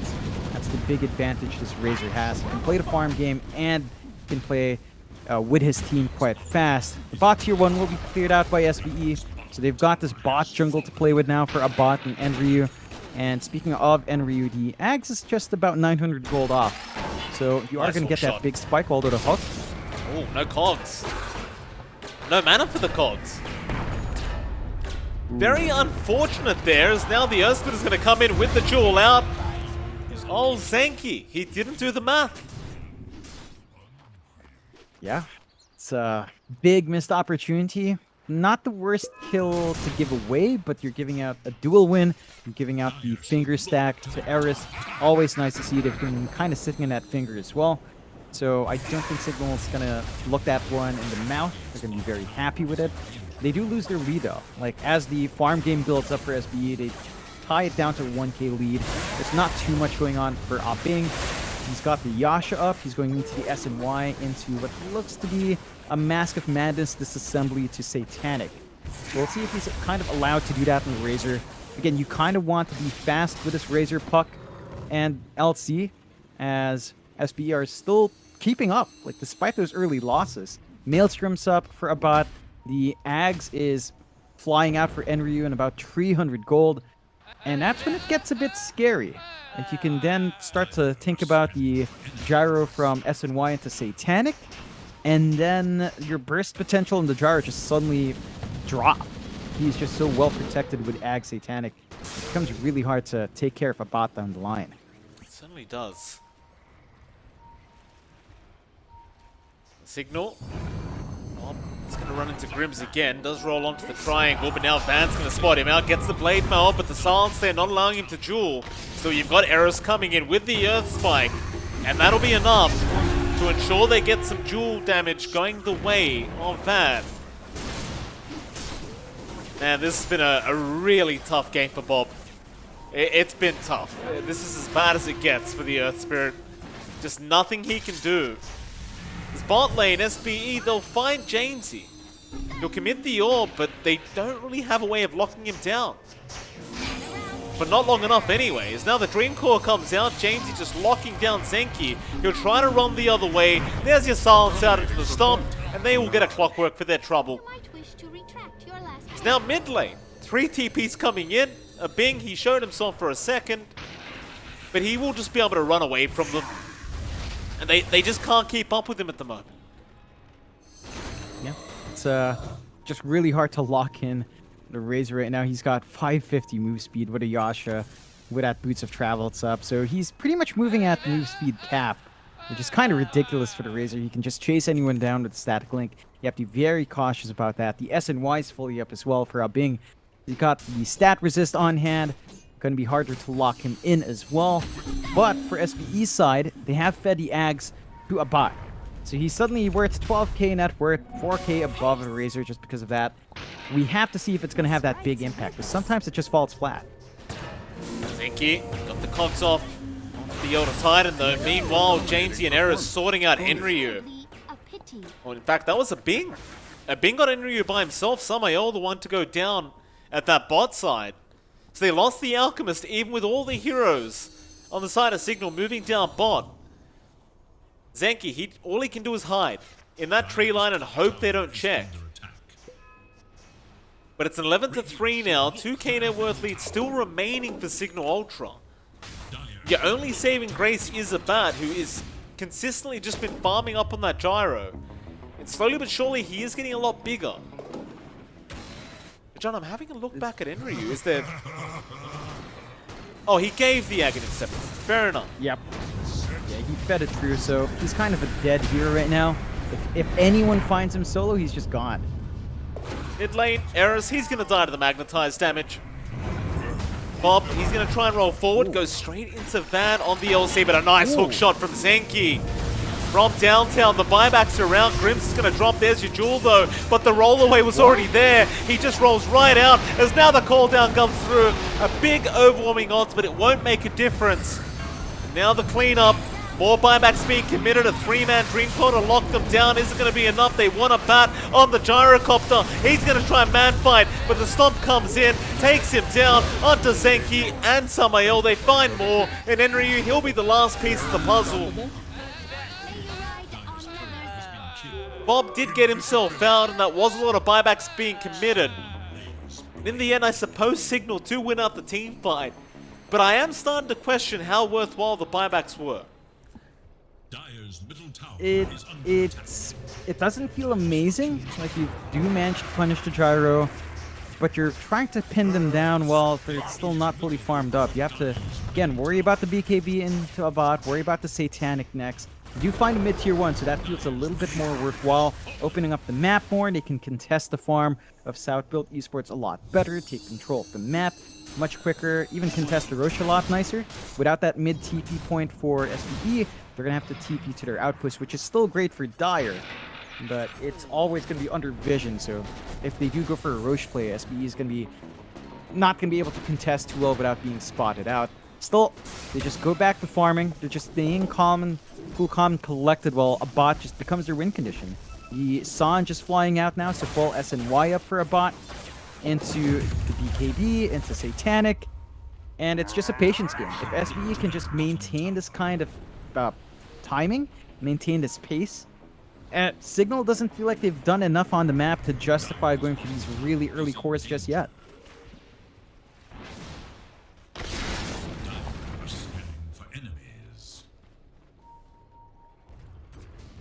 Thanky.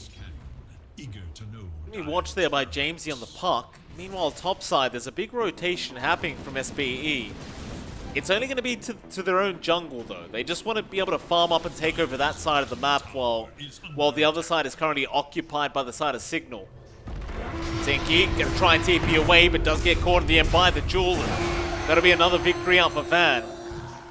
Plus 40 damage now on the LC, and they'll move into the bottom tier 1 tower. Meanwhile, the rest of Cignal will just kind of leave that bot tower be. Enryu, he's going to run right into a Bing now, and that's going to be a nice easy kill for the Razor. Ryu can't really get himself out of that one. So Bing is still your biggest problem here for the side of SBE. But I just don't know if it's going to be able to outscale the gyro. That's my only problem here. Is Abad is still top of the net worth board, still farming up, and is probably going to be a bigger issue than, say, the Razor later on. Yeah, definitely. The Razor just doesn't scale into that late game all too well. I'd say they've got a solid 15, maybe 20-minute max here for Cignal to feel good about this spike. And and another one. Nice easy kill. Zenki getting caught out again.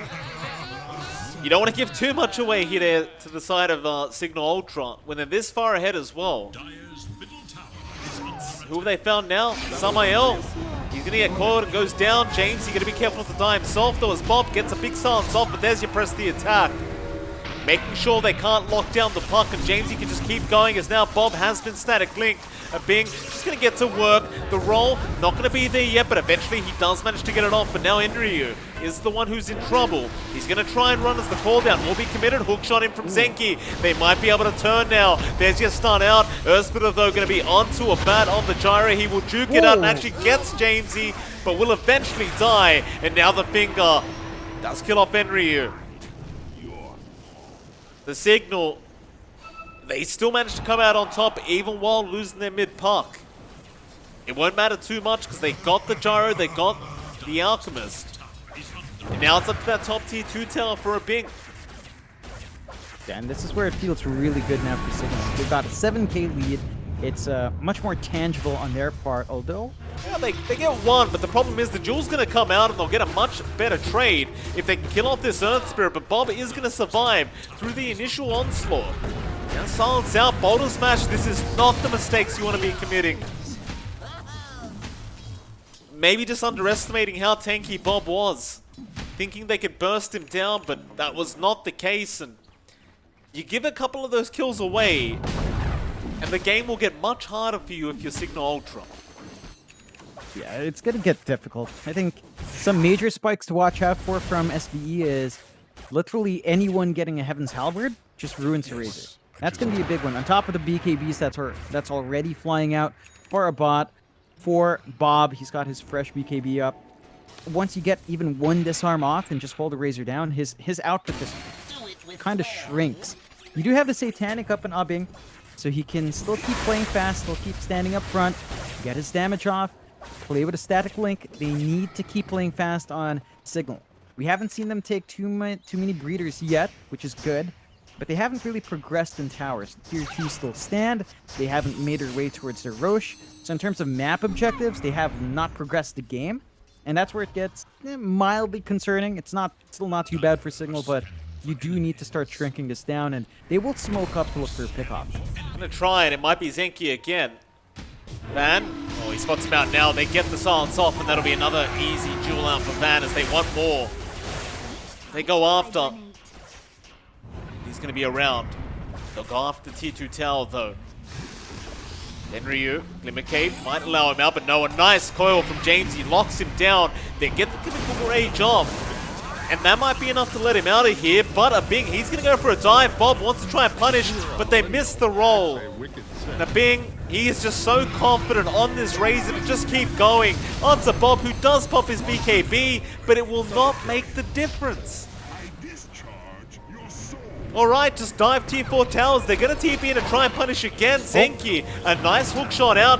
Does catch the Razor, but a Bing, he might be able to just keep man fighting. He gets the clockwork now. A Bat's going to move in with the call down and the homing missile. But there's the press the attack. There's the BKB out from the LC shards. And now the Jewel to turn back around onto the gyrocopter with the finger and the Earth Splitter. Oh, SBE, what have you done? They will get some IL to boot. Jamesy on the Razor just has no fear, and I can kind of see why. Yeah, they're doing so much work with the Satanic up. They just can't drop the Razor fast enough on SBE's end. They're 10k behind. I'm concerned for Enryu. Like he's going for like a weird support Alk now after that Ags Rush. He has the Glimmer Cape. He's going for the Force Staff, which will help the Gyro, but I feel like as an off-lane Alk, you still need some farm. You can't afford to just be a turd support here. What was that, Bob? Rolled right into the mid lane, Van. He's going to get the Jewel off, and that'll be another. Bob is going to die in the Jewel. Zenki's trying to at least save the Alchemist, but Enryu is dropping very low and is going to get cut off. Things are looking even worse now for SBE as it looks like Bob accidentally may have ran into a boulder there with the roll. And naturally, if you connect with the boulder, you are going to go flying. Yeah, gotta be cautious about that. High ground opened up now for the side of Cignal. Gonna be going for those tier 3s. A bot can still do a ton of damage.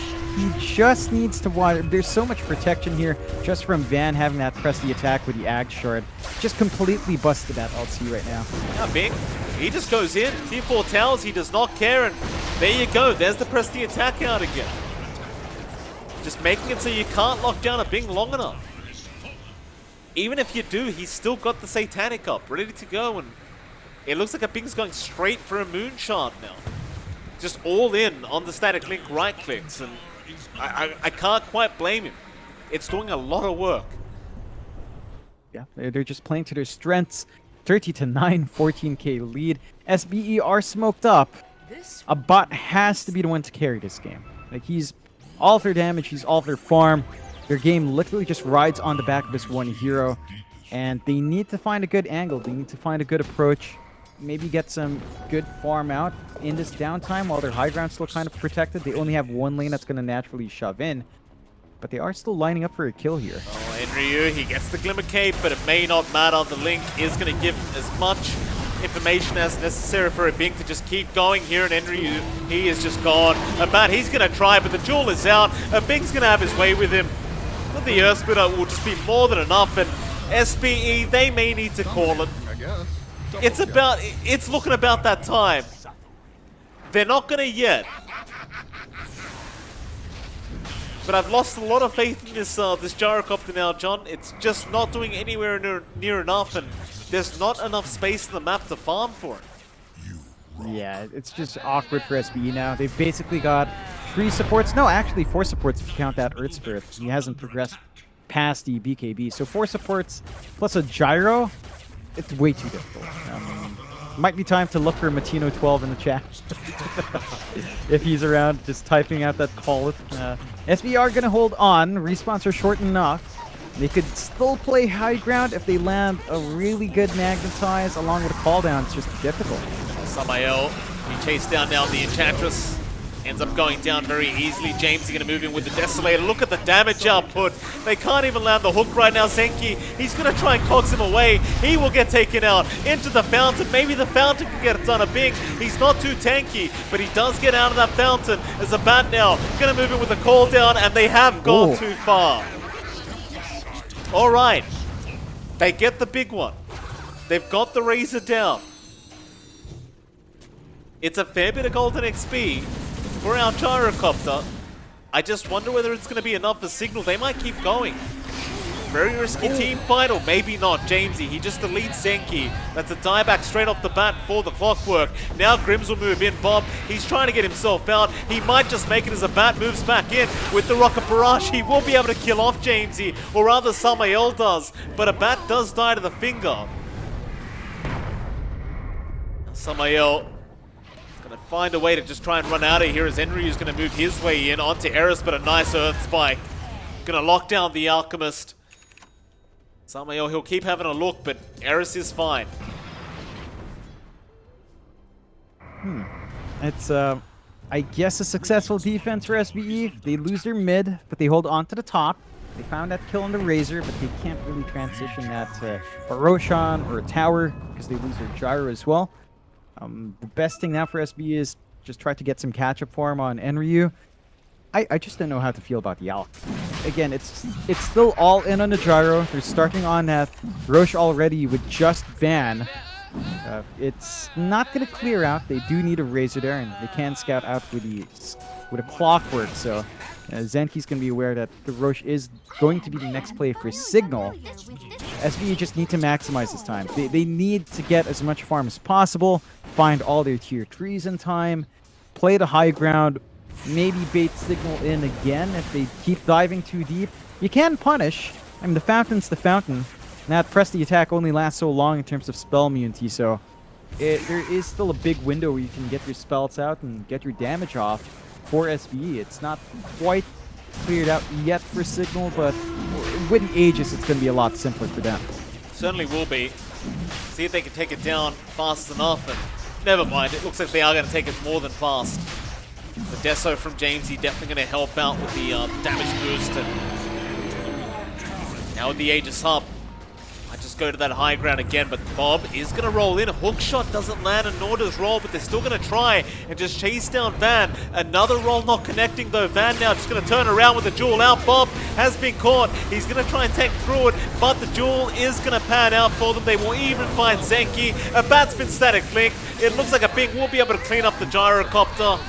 And there is no buybacks left, they call it. That'll be the first game Cignal Ultra is able to win throughout Season 2. And SBE, unable to make the draft work, do fall. Yeah, I think they went way too left field with the draft. They open up with Gyro straight into Alk. They just go for that Gyrocopter combo with the Ags feeding. It doesn't pan out. It's way too greedy. We saw Cignal play with that kind of greed in Game 1. It didn't pan out for them. And for Southbolt, what ended up happening, sure, they fed the Ags. Abat suddenly had a huge boost in his net worth, but it didn't do anything. It didn't do enough. And the rest of the heroes couldn't scale. They didn't hold off the aggression coming through from Cignal. Abing was just allowed to run up, get all his damage off. They had no solution for the Razor on hand. And James, he just itemized perfectly. Like, he went for the minus armor build. He was right-clicking down, helping Abing get his damage off. And even Van, just getting those early duels, or at least getting that control with the duel, was enough to give them a lot of those fights early on. I think Southbuilt, a lot of it goes back to draft. It feels like they were a bit too confident after Game 1, and they don't manage to keep Cignal down. So Cignal, they have their first win in the DPC, as you mentioned. They're going to feel good, but they've only got one game left. Like, the next game, can they find a series win? We'll have to see if they can close it out that way. We'll see if they can make it happen, John. Game number 3 will be coming up in roughly 10 minutes, and of course, it is MLP Dota and Drenex Fire, and we'll see you all then once this short break is over.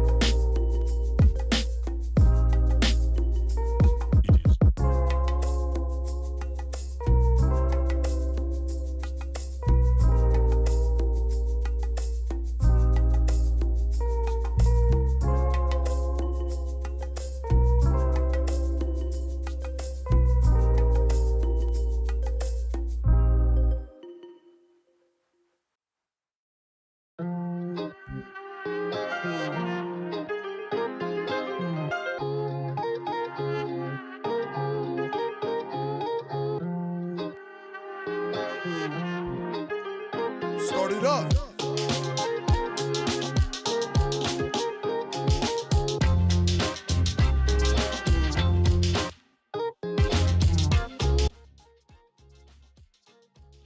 Alright, ladies and gentlemen, welcome back. We are here for game number 3 between Cignal Ultra and Southfield Esports, and it is MLP Dota and John Expired. John, history's been made today, sir, for Season 2. Cignal, they've pulled off their first victory. And that's good news because it does mean that we're not going to have any teams that went completely defeated throughout the whole season. But I'll ask you straight off the bat, sir, for SBE's sake, where do they need to change things up to pull off this game number 3? They've got to fix their draft. Game 2 just went all in on Gyro Alk very early on. They ended up having really 4 supports plus a Gyrocopter, it felt like at the end. And you see SBE going for a safer start. They get to pick up the puck, taking it away from Jamesy.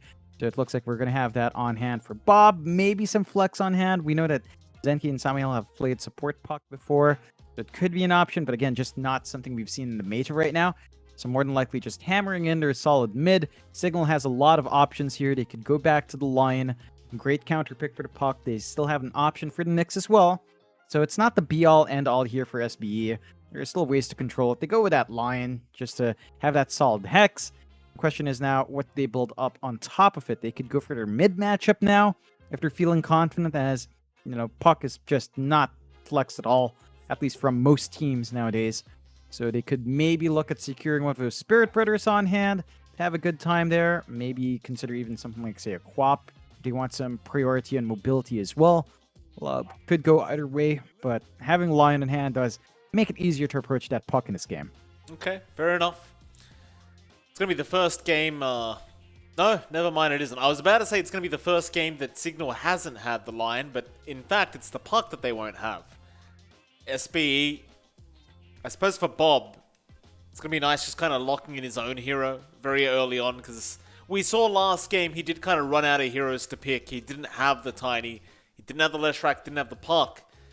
Obviously the Earth Spirit John did not work out very well, which it hurts me every time. Cignal Ultra, they go for the Tiny. So fair enough, they take a Bob special away from Bob.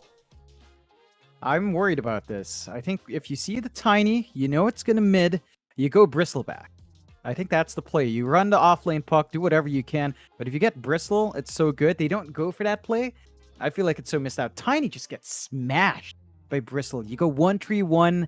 You just melt down this 0 armor melee hero, out-sustain him, out-tank him, and you make Tiny miss all his timings. Tiny versus Puck is still kind of okay for Puck. We see Tiny still kind of pull off that lane. You can still find some decent farm, hit your timings, get your blink, run around the map, and we'll see if Cignal does opt to go for that. South Belt prioritizing the Abaddon does give themselves some protection against the Lion and Tiny. The burst damage is not going to be as annoying. You've got a Dispel on hand as well with the shield, so you've got a lot of, well, not a lot, but a little bit more sustain to play with here on South Belt's end. And we'll just have to see. It's a solid foundation to build off of. I think Cignal, they've got a really aggressive opening.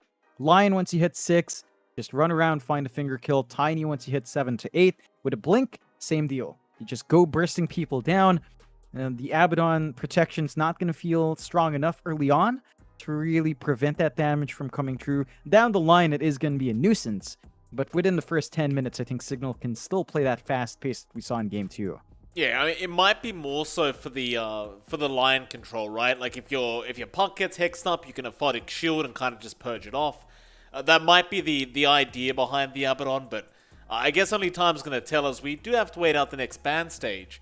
But going back to your point about the Bristleverse, Tiny John, I would personally love to see it because I 100% agree with you. I think Nasal Goo, up until this meta, has been so underestimated and so undervalued. And now with the whole Aghanims upgrade, it was always great for Nasal Goo, but there's no cast point left on the Aghanims, and the range is huge as well for that Nasal Goo now. But people are starting to finally pick up on the fact that Nasal Goo's kind of broken, even in the laning phase. The slow is ridiculous, the minus armor's kind of ridiculous. It's so spammable. I'd love to see it. I'm honestly surprised it took so long for people to figure that out. I know Bristle was one of the heroes that Crest, our friend Crest, Mr. 8KMMR, he always talked to me about Bristle being busted at the start of the patch. Like in this patch and in the previous patch, he always felt like Bristle was super strong as sort of when you play around the goo and you get the Ags. Just never been prioritized. I mean, we saw a bit of Bristle back in Season 1, but it was always on offlane or safe, not in mid, and it tended to go for the Vanguard, typical build-up. Vanguard, Octarine, armor up, not going for the Ags. The Shard as well just opens up so many possibilities with the goo, and the free stacks of Quilt Spray, that it would be amazing. You see a Cignal though, they ban out some of those more meta heroes. They take out the Luna, not giving the option for the Elk for South built, as it does look like if they would pick the Elk, it would be safe lane, and also not giving the option for the Medusa. So just taking care of all these solid cores right now. And South built, they respect Ban that LC coming out. We saw Van really do a lot of work last game, and even that Elder Titan is not going to be an option now for Cignal. So kind of covering their bases here. Just have to see what else they build off. With Puck Abaddon, you need much more to play with.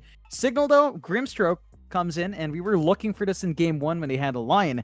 Now you've got the double Hex, double Finger, so much burst potential on hand. A decent enough hold for the Puck as well, and we saw that in Game 1. I think it was Southbolt that had the Grimstroke early on. Puck does not have the attack speed to clear out that Phantom's Embrace. No. So the silence is going to be effective if you're quick enough there. It certainly will be. Southbolt Esports, they'll go for the Rubik pickup themselves now. It's fair enough. I mean, into the Lion, the Tiny, the Grimstroke, there's so many spells to steal, so it definitely is a very valuable kind of hero to have in this kind of game. Cignal Ultra, though, I wonder what you kind of go into with your cores now, because you haven't really seen too much being revealed yet from Southbuilt. You don't really know what you're going into in terms of carry and maybe even the offlane of SBE. They'll just have to be a little bit cautious not to get cheesed or anything like that here for Cignal Ultra. But now, though, they are going to go into the jug, so a very safe kind of position one to go for. You know, it's one of those pos ones that you can literally first pick, and generally speaking, there won't be much in the way of a counter towards this hero. Yeah, it gives him that really solid lane combo of Grimstroke Jug, Spin plus Inkswell in lane, very aggressive. They can still play fast even from that safe lane now.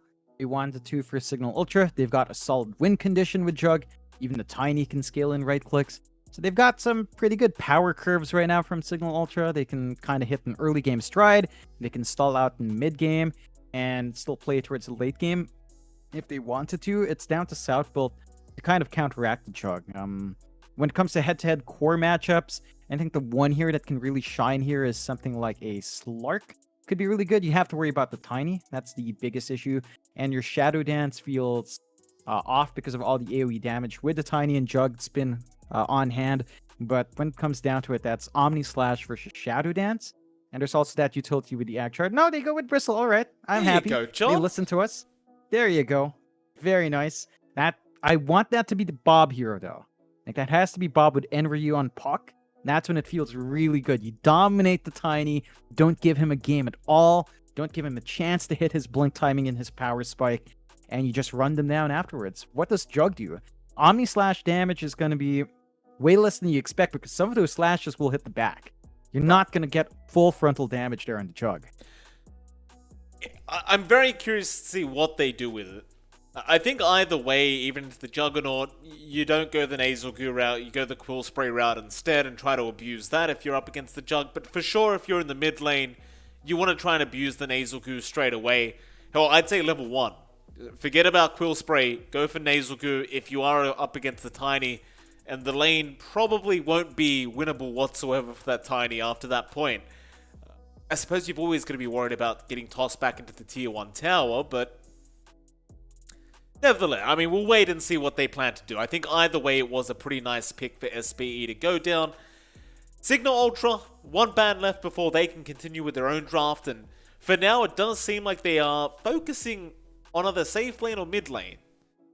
TA, usually known as a mid lane hero, has been played in the safe lane quite a bit as of late in different regions, so I wouldn't be surprised if they were just trying to get rid of the potential for a TA safe lane. What else, though? I wonder. Does feel like Cignal. Oh well, South built. I think it's really safe lane. It's so weird for Cignal to ban mids, and they do ban the Morphling, which could have still been a mid, but is a really stable safe lane for South built. I think for South built, I mean, they see the Jug, they could still go Slark. That could still be really good here. You have Bristol to carry you through the early to mid. Slark can still scale into the late game. You could maybe opt for, say, a Troll. That's been left in the pool as well. That could be really big. You don't have the instantaneous burst as long as he does go for the battle trance. And you don't have natural heal reduction yet. Stop the battle trance from being affected. They go with a PA instead, which plays nice with Bristle still. You take away, you have the option of just piling on minus armor. Again, nasal goo, dropping heroes down, PA jumping under physical burst. There is synergy there for South build. So I like that pick. PA into Jug also forces Jug to have to build an MKB, which it takes some time for a Jug to build up, and definitely not the old times where you'd get that item second pick. You have to build into it. You want to go for Battle of Fury, maybe SNY into your MKB, or maybe even just Battle of Fury Basher. Really depends on what the Jug wants here, but it's going to be a lot of time where the PA feels super strong, and with no natural break, the Bristle and the PA is going to feel good, but Cignal get the Doom, which is a nice way to counteract that PA. So there are some answers here. They are running the Enryu Bristle, so it is the Bristle versus Jug lane. Mildly disappointed in that. Like, Bob's puck is great, but I feel like the Bristle back lane against Tiny is just way too good to pass up. It's still nice for Bob. It's a hero he plays really well. We've seen him on this puck a lot, so I think he should still be able to manage Jamesy well enough, but he's going to have to avoid the mistakes that Jamesy made in Game 1 when he had to play against that Tiny. The funny thing is, Enryu could go in either the safe lane or the off lane here. Like, you look at the Doom as well, it's another hero that does not have much armor. Nasal Goo would kind of screw him over along with the Quill Spray. And I've got to be honest, John, I don't particularly like the Doom pick. If I'm perfectly honest, I think it's one thing to sort out the PA, but you're fighting into Rubik, who could just take it off you. The Bristleback's going to be very hard to control. Maybe you have that break later on, but when I look at both drafts, SBE just looks better overall. I think they just they answer all the questions. The Cignal, it looks okay, but I feel like the Doom eventually just drops off, doesn't offer much team fight. The Jug does struggle up against the PA, and you are going to be heavily reliant on your Tiny to be able to make a lot of space this game, to allow that Jug to be able to farm up, and to allow the Doom even to be able to farm up. But I'll ask you the hard question. Who did come out with the better draft, John? I'm going to stick with you here. South built is what I think came out with a better draft. I will play devil's advocate, though. Like, going back to the Doom, I think the one case where I'm actually mildly okay with Doom is with a Grimstroke, right? Because you have double Doom. So it's not as dead of a pick. It's still substandard because Doom is just so awkward. He got more armor to play with, right? Like, he's not a 0 armor hero anymore. He's a 4 point something, nearing 5 armor hero. So he's a bit more durable, but he doesn't have regen from Devour. He's got lower cooldown Devour, so you can get farm. So there's some trade-offs there that make you have to play the Doom a bit differently. You have to be a bit more conservative in lane. But at least having the threat of double Doom is always good for Cignal. The key thing is they have to land that every single time. If they don't land these double Dooms, the Doom will still feel like a bit of a dead slot. So we'll have to see if they can line up that spell use. And yeah, I think that's the only saving grace from that last pick. If you somehow get double Doom on Bristle and PA, that's pretty much your win condition, which is a lot harder to pull off than it is to just point it out. Yeah. Shout out to the viewers, by the way. I've noticed, John, you haven't told me, but everyone's been commenting quite positively in the chat. Thank you very much for that. Been trying to take all the compliments for yourself again, I see. You know me, Mike. I mean, I did knock you off of the earlier casts as well, you know? You did. Shout out to the guy, by the way, who remembered when I had to clean shave my beard. That was a rough time for me. Believe it or not, John, that almost happened again a few days ago. So I haven't been able to go to the barber. Why? Well, I haven't been able to go to the barber who can do it professionally without me screwing it up. And it was getting ridiculous, so I had to kind of trim it down, and I had a very close call with the razor, John. One wrong line, and this beautiful beard it's all gone. So there was a very high chance it was going to happen again just a couple days ago. Oh, I still have a picture from those as well. I think it was like BTS Pro Series 1 or 2. So, you know, if someone wants to see it, you can check it out. Still, we're seeing the lanes break out. You've got a bot and Zenki on the ABBA PA. This can be pretty potent. You dive in with a Photic Shield, cop some damage. You can definitely get some burst off on hand. And Van is, again, even with that bonus armor he gets on the Doom, without the regen on hand, it just doesn't feel great. It just gets harassed down to a quarter of HP. And that just means the bot's going to be able to take control and find his own last. It's a massive wave pushing in. Very good news for the PA. Certainly is, John. Eris is going to be chased down, and there really isn't anything they can do about this Abaddon. Literally nothing. He's only level 1 as well. Once he has that Curse of Avernus up, it becomes that much more difficult to try and deal with this man, as he does get a little bit low and will be forced to back. But every time that Aphotic Shield's up, you can almost imagine him just running back in. But we'll ignore that for a second as bot lane, Enryu's dropping quite low, but a Bing! He will get the first blood. So he gets the gold, he gets the XP, Enryu, he gets nothing. Definitely a bit better news there for Cignal Ultra, but such a close call there for a Bing. He was really gambling with his life. Yeah, he's going for that early aggression. That's one from the Bristle, and even top and mid. So much aggression early on. Yeah, I mean, top lane, Eris does die, but somehow Bob dies in the mid lane by himself. James, he just gets a solo kill on the Tiny. That's never really a good sign if you're the puck. Bob, he might just have to readjust in this mid lane, but James, he's going to have that golden XP advantage now, and it's going to make that life that much harder for the puck. It's top lane. The Van's forced to TP away. Bad, still going to chase down this Lion. They have the Curse of Avernus. It's not going to be quite enough though, and there's the Earth Spike out, but no, Bad, he's right back in. Nice Aphotic Shield out by Zenki to allow the turn, and Bad, it almost looked like he knew it was coming. He'd already kind of turned midway as the Aphotic Shield was coming in. Yeah, just really heads up plays coming out from SBE up top. Securing this early lane for the PA is going to feel amazing. You have to worry a bit about your mid. Like, you don't want Bob dropping to JMC. JMC's already got an EXP lead here. Not too much in terms of farm, but that kill definitely helped the cause. And we kind of saw this from Bob when he played Tiny against the Puck. It felt really good for Bob in that case. He's getting some good spikes. This time, again, he's got to be cautious. Whenever the Tiny sees you commit the orb, he's going to go for his Avalanche Toss combo and just kind of outburst you early on. Oh, Bing needs to be cautious as well. Enryu and Samael really getting in deep there up against the Jug. Once the healing ward came out, though, they weren't too interested in continuing. Enryu, he didn't really have any points in Nezugu either, so you couldn't really use that to try and slow down the Jug after that spin. Bing will be able to just continue the farm up. Mid lane, Jamesy dropping quite low. Bob not going to have the orb to go in. He's not feeling too confident either on that puck right now. He'll just sit back and maybe just wait out the level 6 timing. So you don't want to risk dying a second time, that's for sure.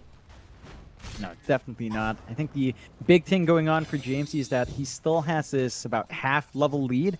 So Bob is just constantly forced to play it a bit safe. He does hit his 5 now, so it feels a bit nicer for Bob. Once you hit 6, you want to look for that Dream Coil opportunity. You can see Samael just chasing around Grims. So he's leaving that lane for the Jug as a solo 1v1. And at level 4 for Enryu, it's much more manageable for this Bristleback. Like, he doesn't go for Nasal Goo because Jug can just kind of spin off it. But with additional levels in the Quilt Spray, every single cast is just going to pile on more damage. The Bristleback means you're going to be able to tank through some damage. Ban gets taken down. Zenki, he's going to give his life away for that, but it's well worth it. Give another kill over to a Bat on the PA, and they'll be more than happy with that. I saw a tip flying out from a Bing to Samael. I'm not sure what that was about, as now the Inkswell spin is going to be there onto the Bristle. They still have to be careful, but they have plenty of damage this time around. Now Samael going to be able to at least get a Bing for his trouble. So all things being said and done, not really too bad there for SBEs. They do get the POS 1 Jug. I suppose you could still count it as a bit of a positive though for Cignal, considering that Bing is the one getting the golden XP. Yeah, it's nice for the Jug. This is something he needs, because when you compare the lane of Abing versus Abat, it's not going too well for Abing. He's behind in terms of CS. You're not going to hit that same timing in the jungle once the PA hits 6. It's a lot quicker for PA versus Jug. The Jug has the spin to play with, but the burst crit and the mobility of a PA just makes it faster to work that space out. And Abat's got more kills. Get him out of bat for a second. John Van's in big trouble again. Just this Curse of Avernus, Orb of Venom, and Dagger Slow really just haunting him right now, as it looks like he is set to fall and does. Meanwhile, bottom lane, they do get Enryu another time. This Bristleback, that's his 3rd death of the game already. Yeah, he's just really vulnerable in the Jug lane. It's not the ideal lane for Bristle, right? Like, we were looking for the Bristle against Tiny, against the Jug with a lot of aggression coming through with the Grimstroke as well. It's just too much damage output for Bristle to tank through. You're going to need a really fast Hood of Defiance, and you're not nearly close to that for Enryu. And the sad thing is, he TP'd in earlier, so he's going to have to walk back here. Abin gets a lot of free space out. He's level 6, has the Omni to play with. So now you have to also be cautious about going too close. They're going on to Eris again. Earth Spike is going to land. A bat should not go for the dive and does not. Instead, he'll turn onto Van for a little bit. Eventually think better of it and does back off, back to farming for the PA. So really, for SBE, the one kind of negative right now is certainly going to be that off lane, where Enryu's just gotten nothing out of it, apart from a bit of CS, but he is struggling quite a bit, and they might go again. A big setting up, there's Yingswell out, Enryu. Omni Slash going to be committed, but the bounce back to the creep wave, but it's back to the Bristleback. Very lucky there for a big. With the spin out, they will get the 4th kill of the game onto the Bristle. And I've got to say, John, that was pretty lucky for it to bounce back after bouncing to the creep wave, but a kill's a kill nonetheless. Now Bing will pick up another. And if you're Enryu, at this point you must be wondering, where the hell do I go? He's got to dip into the jungle. There are some good stacks built up here from Samael. He's been working there. That's why he's been leaving the Bristle alone. He can clear it out fast. Like, that's, you know, it's the offlane matchup. Van can kind of play with Devour, but it's not flash farm the same way Bristle can. And speaking of Van, he's being run down again. Well, he definitely is, but this time around they'll be able to get the kill into Zenki. Still a bat, having a look at Van. Is not going to be able to make the jump in while the Tiny's around. Meanwhile, bottom lane, Grims does end up dropping to Bomb. Let's make a nice rotation on the puck. But you would have definitely loved to go after a Bing instead, but, well, they might try to now. Still going to be a little bit risky here, as you don't really have anything to lock him down, and well, Bob's going to give it a shot. Can't get the damage out by himself. Yeah, it's just not enough. You really want more control. If Samael was around with, say, Lift and Fade Bolt a little bit earlier, could have gone for that opportunity. Now have to take care of the ward, and Abing plays it safe. TP's out. Mid lane Zenki ends up dropping to boot. Jamesy able to find him with Grims, and that's a nice kill to get for the Tiny Grimstroke. Just a nice easy position 5. Allows Jamesy to just escalate a little bit more on that Tiny, and I believe he already has his blink coming out on that Tiny as well, so nice timing. It's going to allow the rest of Cignal to just continue playing aggressively. SBE going to be very cautious now with this blink on the way. Jamesy will be able to pretty much burst anyone down. In fact, he even found the stacks. It's not good news. That was the recovery farm for Enryu, so it's going to stall out its progression. They could punish, though. They get the coil out, but can you really abuse it?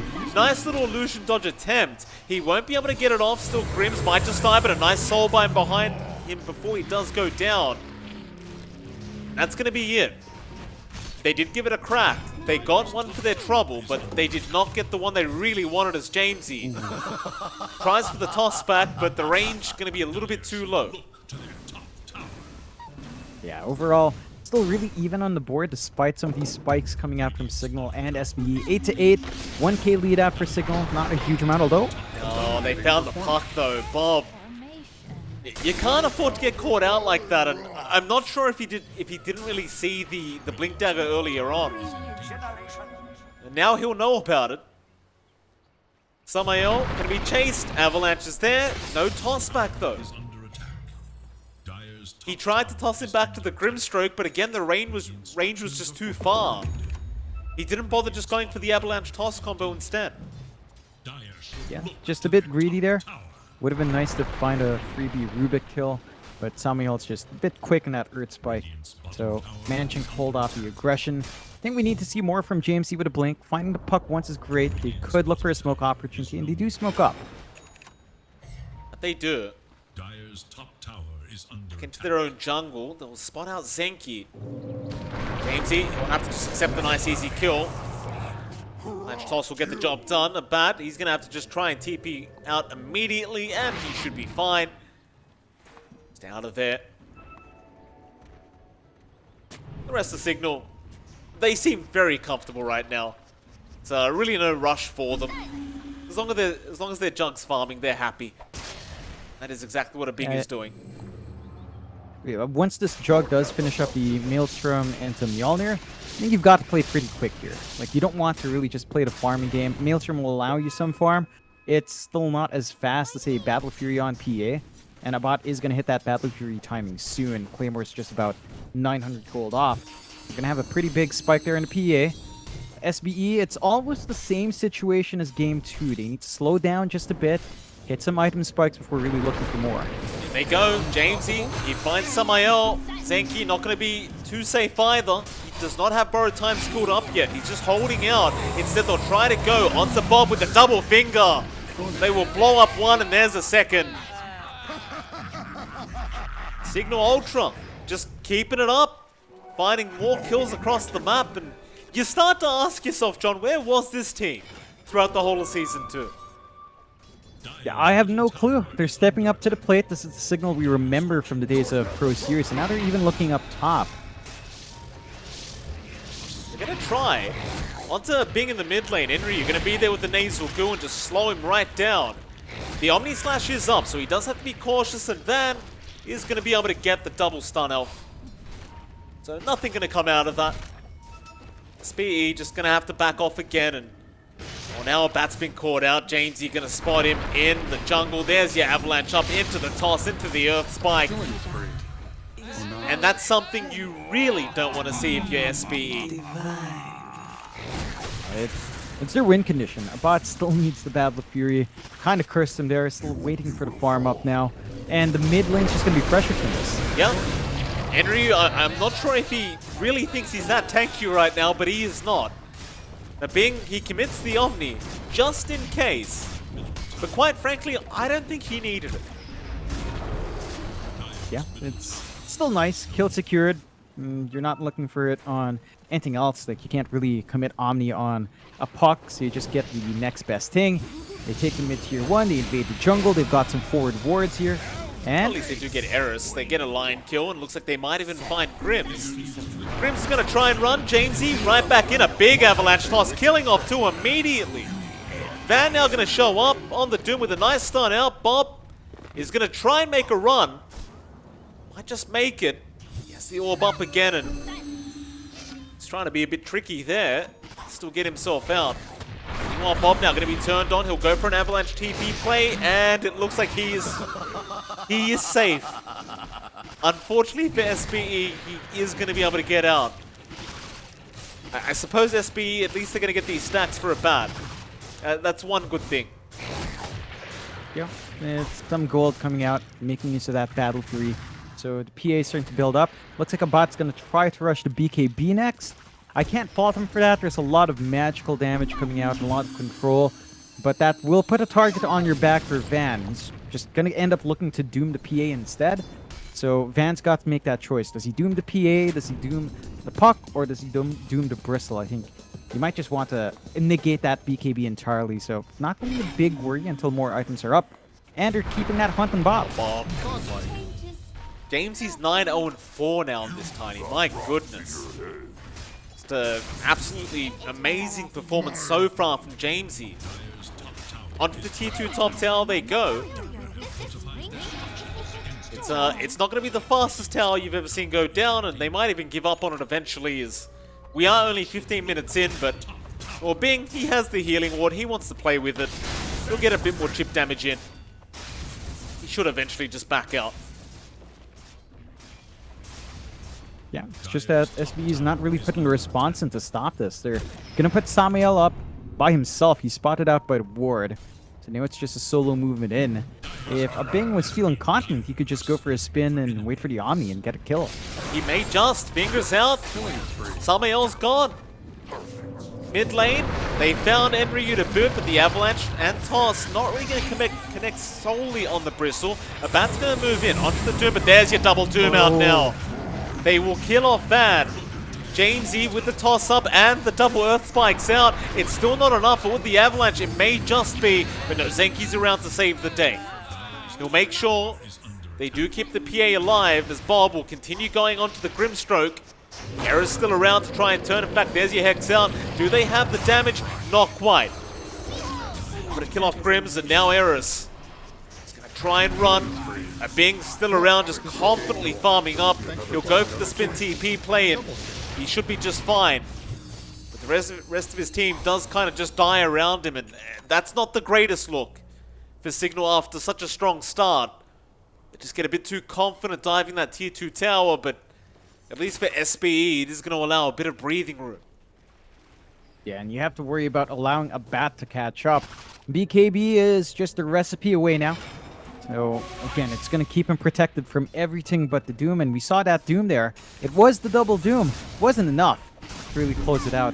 You want a little bit more on James to get the damage off, big and one, though. they're chasing. Yeah, Bing, he's going to be all right. Van does show up. Jamesy, meanwhile, kills off Samael towards the north, and they might just be able to keep going.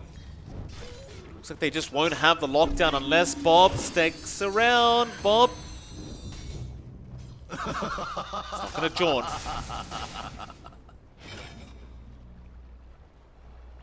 Let's show himself again. He phase shifts for now. Blinks the other way. He's going to be fine to stick around and maybe set up for his team. Cignal not really respecting that potential though. They're just going to keep going after that bottom tier 1. No stress here for a Bing. Nice deny up from Bob. But the tier 1 still does drop. Just more map control clearing out here for Cignal. Opens up the triangle a little bit more. You can see Bing just taking control of his camps, building up the farm. And for Cignal, and next big objective outside of a tier 2 down mid would really be the Roshan. I think they need to start eyeing that objective while SBE is not in position to contest. As the game goes on, the PA just becomes a bigger target. And a lot of runes found by a bot. They just never touch their triangle. They go, gold injection here. Find Samael now on the Rubik once again. Samael, he probably feels like he is not out of game this game. It's just, he's not been able to do anything on the Rubik quite yet. Cignal, they're not done yet. They want to go for more. That has the Doom up. They have the Soulbind. They want more kills, and they find Bob. Earth Spike, perfect timing, Eris. Is it going to be enough? Bob is still alive. There's your finger out. It is not enough. They did not commit the Doom for that, but now the Soulbind's there. There's your double Doom out, but a bat, seeing it, does jump in with the BKB. Eris has already dropped. They might even find another in the form of Bat, and they will, but they do not lose Bob yet. He is still alive. They got Doom. They got Doom as Bing's well. Doom? A Bing gets caught in the mid lane. Crims try to stick around for a creep wave, does get punished, and nature's way. Well, they could have just doomed the puck. It looked like they thought they had enough damage to take him out without committing it, and in the end they get nothing. That's worrying for Cignal. Yeah, they kind of throw away a pretty big lead. Open up the Roche for SBE. First Age is going to go their way. And that was a great BKB reveal from Bot. He got the triple bounty rune on the Radiant Triangle, cleared out the camps, TP'd home. So the sacrifice of Samael was worthwhile in the end. He bought out that time for a Bot. And now the PA's looking scary. 12k net worth compared to the Jug at 10k, compensating for the rest of course being behind. For Cignal Send, it feels like when Doom is down, they can't really fight. Oh, Eris getting jumped on immediately. Hex out, but it won't matter. Onto Jamesy. It's a much bigger target. Very wealthy, kind of tiny, but it looks like he is dead. And it's gotten to that point apparently at the 20-minute mark. A Bat now just feeling big enough to join his team. He's only got Battle Fury plus BKB, but with the BKB, he just feels so confident to be able to join his team and make sure they can make these team fights work. And it is proving to be more than enough. Yeah, they're hitting their big spikes. They've stalled the game out long enough to recover there. Even Enryu's feeling a lot tankier just with that type of insight. He's got the medallion up to soften up more targets for the PA into the Lotus next, and they're just keeping that aggression. They smoke up again. They know where Bing's at. He is not safe up there. He's certainly not. Silence out. Bob got the coil off as well. He's going to try and just spin out of it, and does do so. Healing ward will kind of give him a reset, and he does run the right way. Earth Spike, though, from a massive range away. Samael does end up landing it, and that'll be a dead. Being as mid lane, Eris almost dies as well, but Jamesy does kill off Senki. Bat now by himself will BKB TP, but the Doom has been committed. That'll cancel the TP off. He needs some help, but the body blocks are there, and eventually they toss him up in celebration. But have they killed him yet? Not quite. In fact, he is still alive. It does eventually go down with the Aegis, but they're going to try and turn now. Eris with the Earth Spike may have just saved the day there onto Enryu, but just so much commitment to try and kill off a Bat. That was just the Aegis, John. That wasn't even his real life. You gotta worry. Doom's down now for a minute 40. A bot can look to play aggressive if he wants to, knowing that the big controlled spell's gone. SBE can look for more objectives. They're lining up for top. It's gonna be really easy to melt that one down. And they can look for more. For Cignal, at the least Aegis is not there, but they have to wait for the next Doom. You can see Van is trying to rush out the Ags just to have that break on the Doom. It's going to be a while until that's up, but they are smoked up here. Gotta be careful with the initiation. Again, without Doom, it's a bit riskier. They're going to try. Samael, he'll be the target, it looks like, as they do just make the jump in, but it's nice positioning there from Samael to stick around and make sure that a Bat is able to get out. Just kind of just break the smoke and tank the gank for the team. Definitely a very necessary death there this time around for our Rubik. The way this game has gone, you start to ask yourself now, can the Jug actually beat the PA out? You've got nothing like an MKB yet. He's going to try and work towards it, but for the next 5 to 10 minutes, it is going to be looking very tough for them. For Jug against PA, it boils into two different sort of dichotomies of cores. PA is all about burst, Jug is all about surviving. So you come into like the unbreakable spear and the all-powerful sword, right, that can break anything. Which one gives way? For the Jug, his invulnerability is tied into Omni and Swift Slash. For the PA, her burst is tied to RNG, but it feels a lot more consistent for the PA. So I think in the end, the PA is just going to feel slightly better, especially if you can control out a Bing here. They might just, Bing, Bob, by himself. I thought he had some help. Obviously not assuming the rest of Cignal were going to be there, but it looks like they just read the movement. You kind of question what the point of the play was. Yeah. He wasn't really cutting the creep wave. I guess he found a wave, but I feel like just massively risky. You could play it with his blink instead. Blink out across the tree line. Just buy more time for the PA to keep farming. So it's a nice pick off for Cignal. Get some feed in their hands there, building up, saving up for that Ags on Van. He's about 200 gold off, so they're going to have that break soon. Eris setting up. Ryu going to be targeted. Inkswell should stun him up as well. A Bat in the blur, just sticking around. Will go into the backside onto Grims. They want the Grimstroke dead. Avalanche Toss was actually on the Grimstroke. Grims, he will survive. Onto the line now. They do get the double doom off in the end, but does it matter? They're going to buy back on the line. They'll keep going. Enryu just trying to man fight and allow the PA to remove herself. Omni is going to bounce the other way. A Bat is still alive. Warpling strike to the high ground. Jamesy now in a very awkward scenario. Will be able to kill off the Abaddon, but here comes Bob again on the puck. He does have coil up and will commit it onto two heroes along with Samael, who tosses him back into a Bat. The Tiny goes down. A Bing though is still just trying to fight onto the puck. They might be able to kill off Bob. He blinks in though. With the orb, he's going to be able to back off. He kills off Eris. Very stylish kind of play there from Bob. The Bing is going to try and spin, but a bat eventually might have his way with him. There's a swift slash out. Bob still moving in, but now Grims has shown up. The Inkswell not going to cancel the blink as a bat now. Moving back in with the crits out. Should have enough, but a Bing is spinning again. Stroke of fade, a bat. It does connect. And that'll actually be the end of that one. Yeah, it's on the edge. They do get a little bit more there from Southfield, going 3 for 4 with a buyback and dieback on that line. So very worthwhile for Southfield.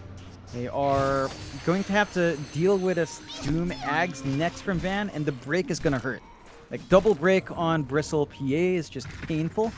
But it'll have to, again, be really respectful of Van's position. Oh, that's a nice avalanche toss. He caught out Bob there on the puck, but it's not quite enough to kill him off. Bob, he's going to make a run. As they go back in now to the backlines again. Van, he's going to die on the Doom, and now Jamesy is just stranded. That'll be a tiny gone. A bat picking up his 12th kill of the game on that Phantom Assassin. And, well, it's been a real back and forth here, but SPE slowly but surely are pulling ahead. Oh, Bat's almost got the full Aghanim Scepter up now, and it's just going to make it that much more difficult to try and burst this man down. Yeah, it's going to be really hard to do. Oh, they found another nice lift up there from Samael. That'll be the tier 2 mid guard. Samael's been doing a ton of work. Like, he steals out that stomp from the Doom's Devour creep. Just got that big stun in that last fight in mid lane. Saw some split push coming through from Abing, keeping the top lane shoved in. He is in the middle of the jungle though, and if SBE kind of catch him out, that could be a nice big win. They take the outpost, but JMC was still with the team. He does cancel it. A bit risky play from him. Next Roche is about 20 seconds off when we see it respawn. So we'll see how long the timer is by then, but that could be a big one for SBE to go for. They're going to get a free Ag Shard, Aegis Cheese on top, and that's going to be big. Ag Shard on, say, the Bristle is going to be nice. Heck, even on something like the Rubik could be amazing. Bing now doesn't want to be the first one caught. He'll go for the Swift Slash. Eris, Doom out. They've caught the PA with that, but a bat might just be able to run away from all this. There's now the coils there to lock them down. A Bing still trying to find the PA. Will have to go after Zenki instead. Bob will continue working, but a Bing is back on the Bristle. Enryu, he's going to be alright. Avalanche toss up onto Bob. That'll mean 1 and 2 dead. They'll find Bob and Enryu to boot. SBE, they lose a couple, and that's going to be enough. 4 heroes down, 1 buyback committed. The only hero they got was Eris. It's not great for SBE. Great Ags reveal out from Van. The break and the added duration and Doom just holding back a bot. It's 16 seconds where the PA can't fight. So even if you don't kill her off with that Doom, you're holding her back for a majority of the fight. And Cignal now, they're trying to look for the rush. Unfortunately for them, it's still about 50 seconds off. Enough time for SBE to respawn, but they should get some forward vision out just to, you know, be able to scout out if the rush is happening or protect themselves if they try to go for the rush play. Still really even, 33 to 31, less than 1k lead for SBE. We need to see something here from a bot to prevent that Doom from coming through. I think he's going to need his own Lincolns, or they're going to need to be proactive with giving the Lincolns buff on a bot here. But he sees a Bing, but he just blink strikes the other way. He just wants to be very cautious on that Phantom Assassin right now. Grims will show himself at the top side, and I mean a nice free kill, but the pings are out, but Grims is going to be able to TP in time. Bob, he'll have a look, but it is a bit too late now. Rest of Cignal already backing out of that top side of the map. You're getting to that point where Bing's just going to finish off the MKB timing, no rush for him. And it's kind of going back the other way now. When the MKB's up, suddenly you're not quite safe if you're a bat. Even with the Aghanim Scepter Doom, now you've got 2 things to worry about. A bat, he's going to run right into them. Smoke does break, but the blur wears off. He's going to try and bite. Oh, he didn't realize. Soul Bind down. They've doomed him up already. The BKB eventually going to wear off, but now Bob's in with a massive Dream Core to save the day. He will try and fight back now, but there is the Swift Slash. Enryu has been caught out. He's going to die in the bristle. They do at least get Eris, but Enryu actually going to commit the buyback now. So they want to fight. They're going to try, but the Omni is still up, and Jamesy's back in with a massive avalanche toss. Abat is dropping quite low himself. He's going to try and go for a run, but there is another Swift Slash out. With the spin, Abat is just slowly dropping. He'll blink strike back the other way onto Van. Is it going to be enough, though? Not quite. The Inkswell will stun him up, but no, Abat is still blinking out of there. They just can't kill him. The miscoil, the turnaround, Jamesy, he is going to drop. What? How does he survive all that? Oh, that was so on the edge for a bot. Zenki with the miscoils and a Photic Shield just keeping his core alive. And a bot somehow lives through the Doom, lives through all that damage, opens up a massive opportunity for SBE. They'll find that tier 2 top. They need to swing for Roche. High ground is possible, but the respawns are coming back up. There is no Doom to worry about for a minute. Maybe they could get some good chip damage going, then rotate out for that objective. I don't think they can find a full set of racks here in time, though. Like, it's still fairly short in the respawn time. They might feel confident without the junk. You've got 40 seconds without a Bing around, so maybe that's the play as Bob. In the backside, apparently found Eris by himself, so now you definitely feel a lot more confident. That'll be one Rax going down, and they might even go for a second. Abat, he clears the mid wave, but that's going to be about it. He won't commit for that mid tier 3 tower. There is something better than that, though, and that's a Roshan. It's going to be big. Free Ag Shard, Aegis Cheese. Ag Shard, really open as to who you give it to. Maybe you just want to give it out to the PA for the fan of knives. You could give it to your Rubik for the telekinesis. That is pretty darn nice. I think that might actually be the best call. I mean, you could still also invest it on Enryu if you want, but he's not really itemized to maximize that. Hairball, looks like it will go his way, though. So we'll see if they actually do end up feeding it to him or passing it along. But you are getting some decent itemization now on the rest of the years of SVE. Lotus Orb up on Enryu. They can bounce back to Doom. He's actually feeling a lot tankier in the front line as well. And for Cignal, they need to follow up. Like, they get the Doom off. The damage is just not enough. Like, Bing, even with his MKB, I thought it was done. Was it on the Courier? He lost his MKB in the Courier? Oh, the Javelin? no. Oh, boy. No wonder. It's like, he wasn't doing damage. I thought it was up. I saw it. We both saw it buy out. I didn't realize the Courier took that long. That's not good. But he does have it back up in 40 seconds, so it's not the worst case scenario. Maybe that is, though. Point booster loss for Grims now to boot, so Aghanim Scepter, your Ink Portrait, that's not going to be there for a bit of time. I suppose he didn't really have the gold to buy it outright anyway, so it's not too big of a deal, but you're not really going to have much of an opportunity to farm right now if you're Grims. No one in the team can really farm up.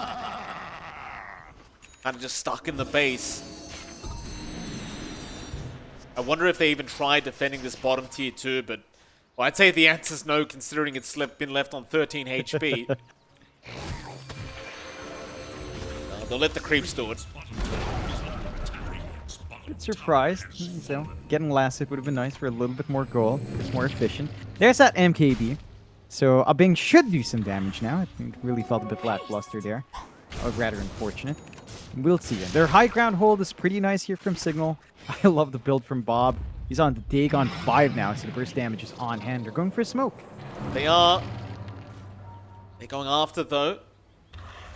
Wrapped through the top side, it seems like. Nothing being spotted yet. They don't know. Smoke's still not broken, and they're going to see the big one. They want Grims. They want the double Doom gone. Van, he tried to get the Doom up on a map, but now he's been lifted up. They'll jump right back in. They want him dead. Van will not commit the Doom either. He is gone without buyback. Bing, Omni is going to be committed, but it's all on Zenki. Oh, no. Yeah, it's the worst case scenario here for a Bing, as now the counter Omni slash out from Samael. It does no damage. James is going to punish him for even trying. But does it matter? Probably not, as Grims, he has bought back at Eris, he just gets blown up.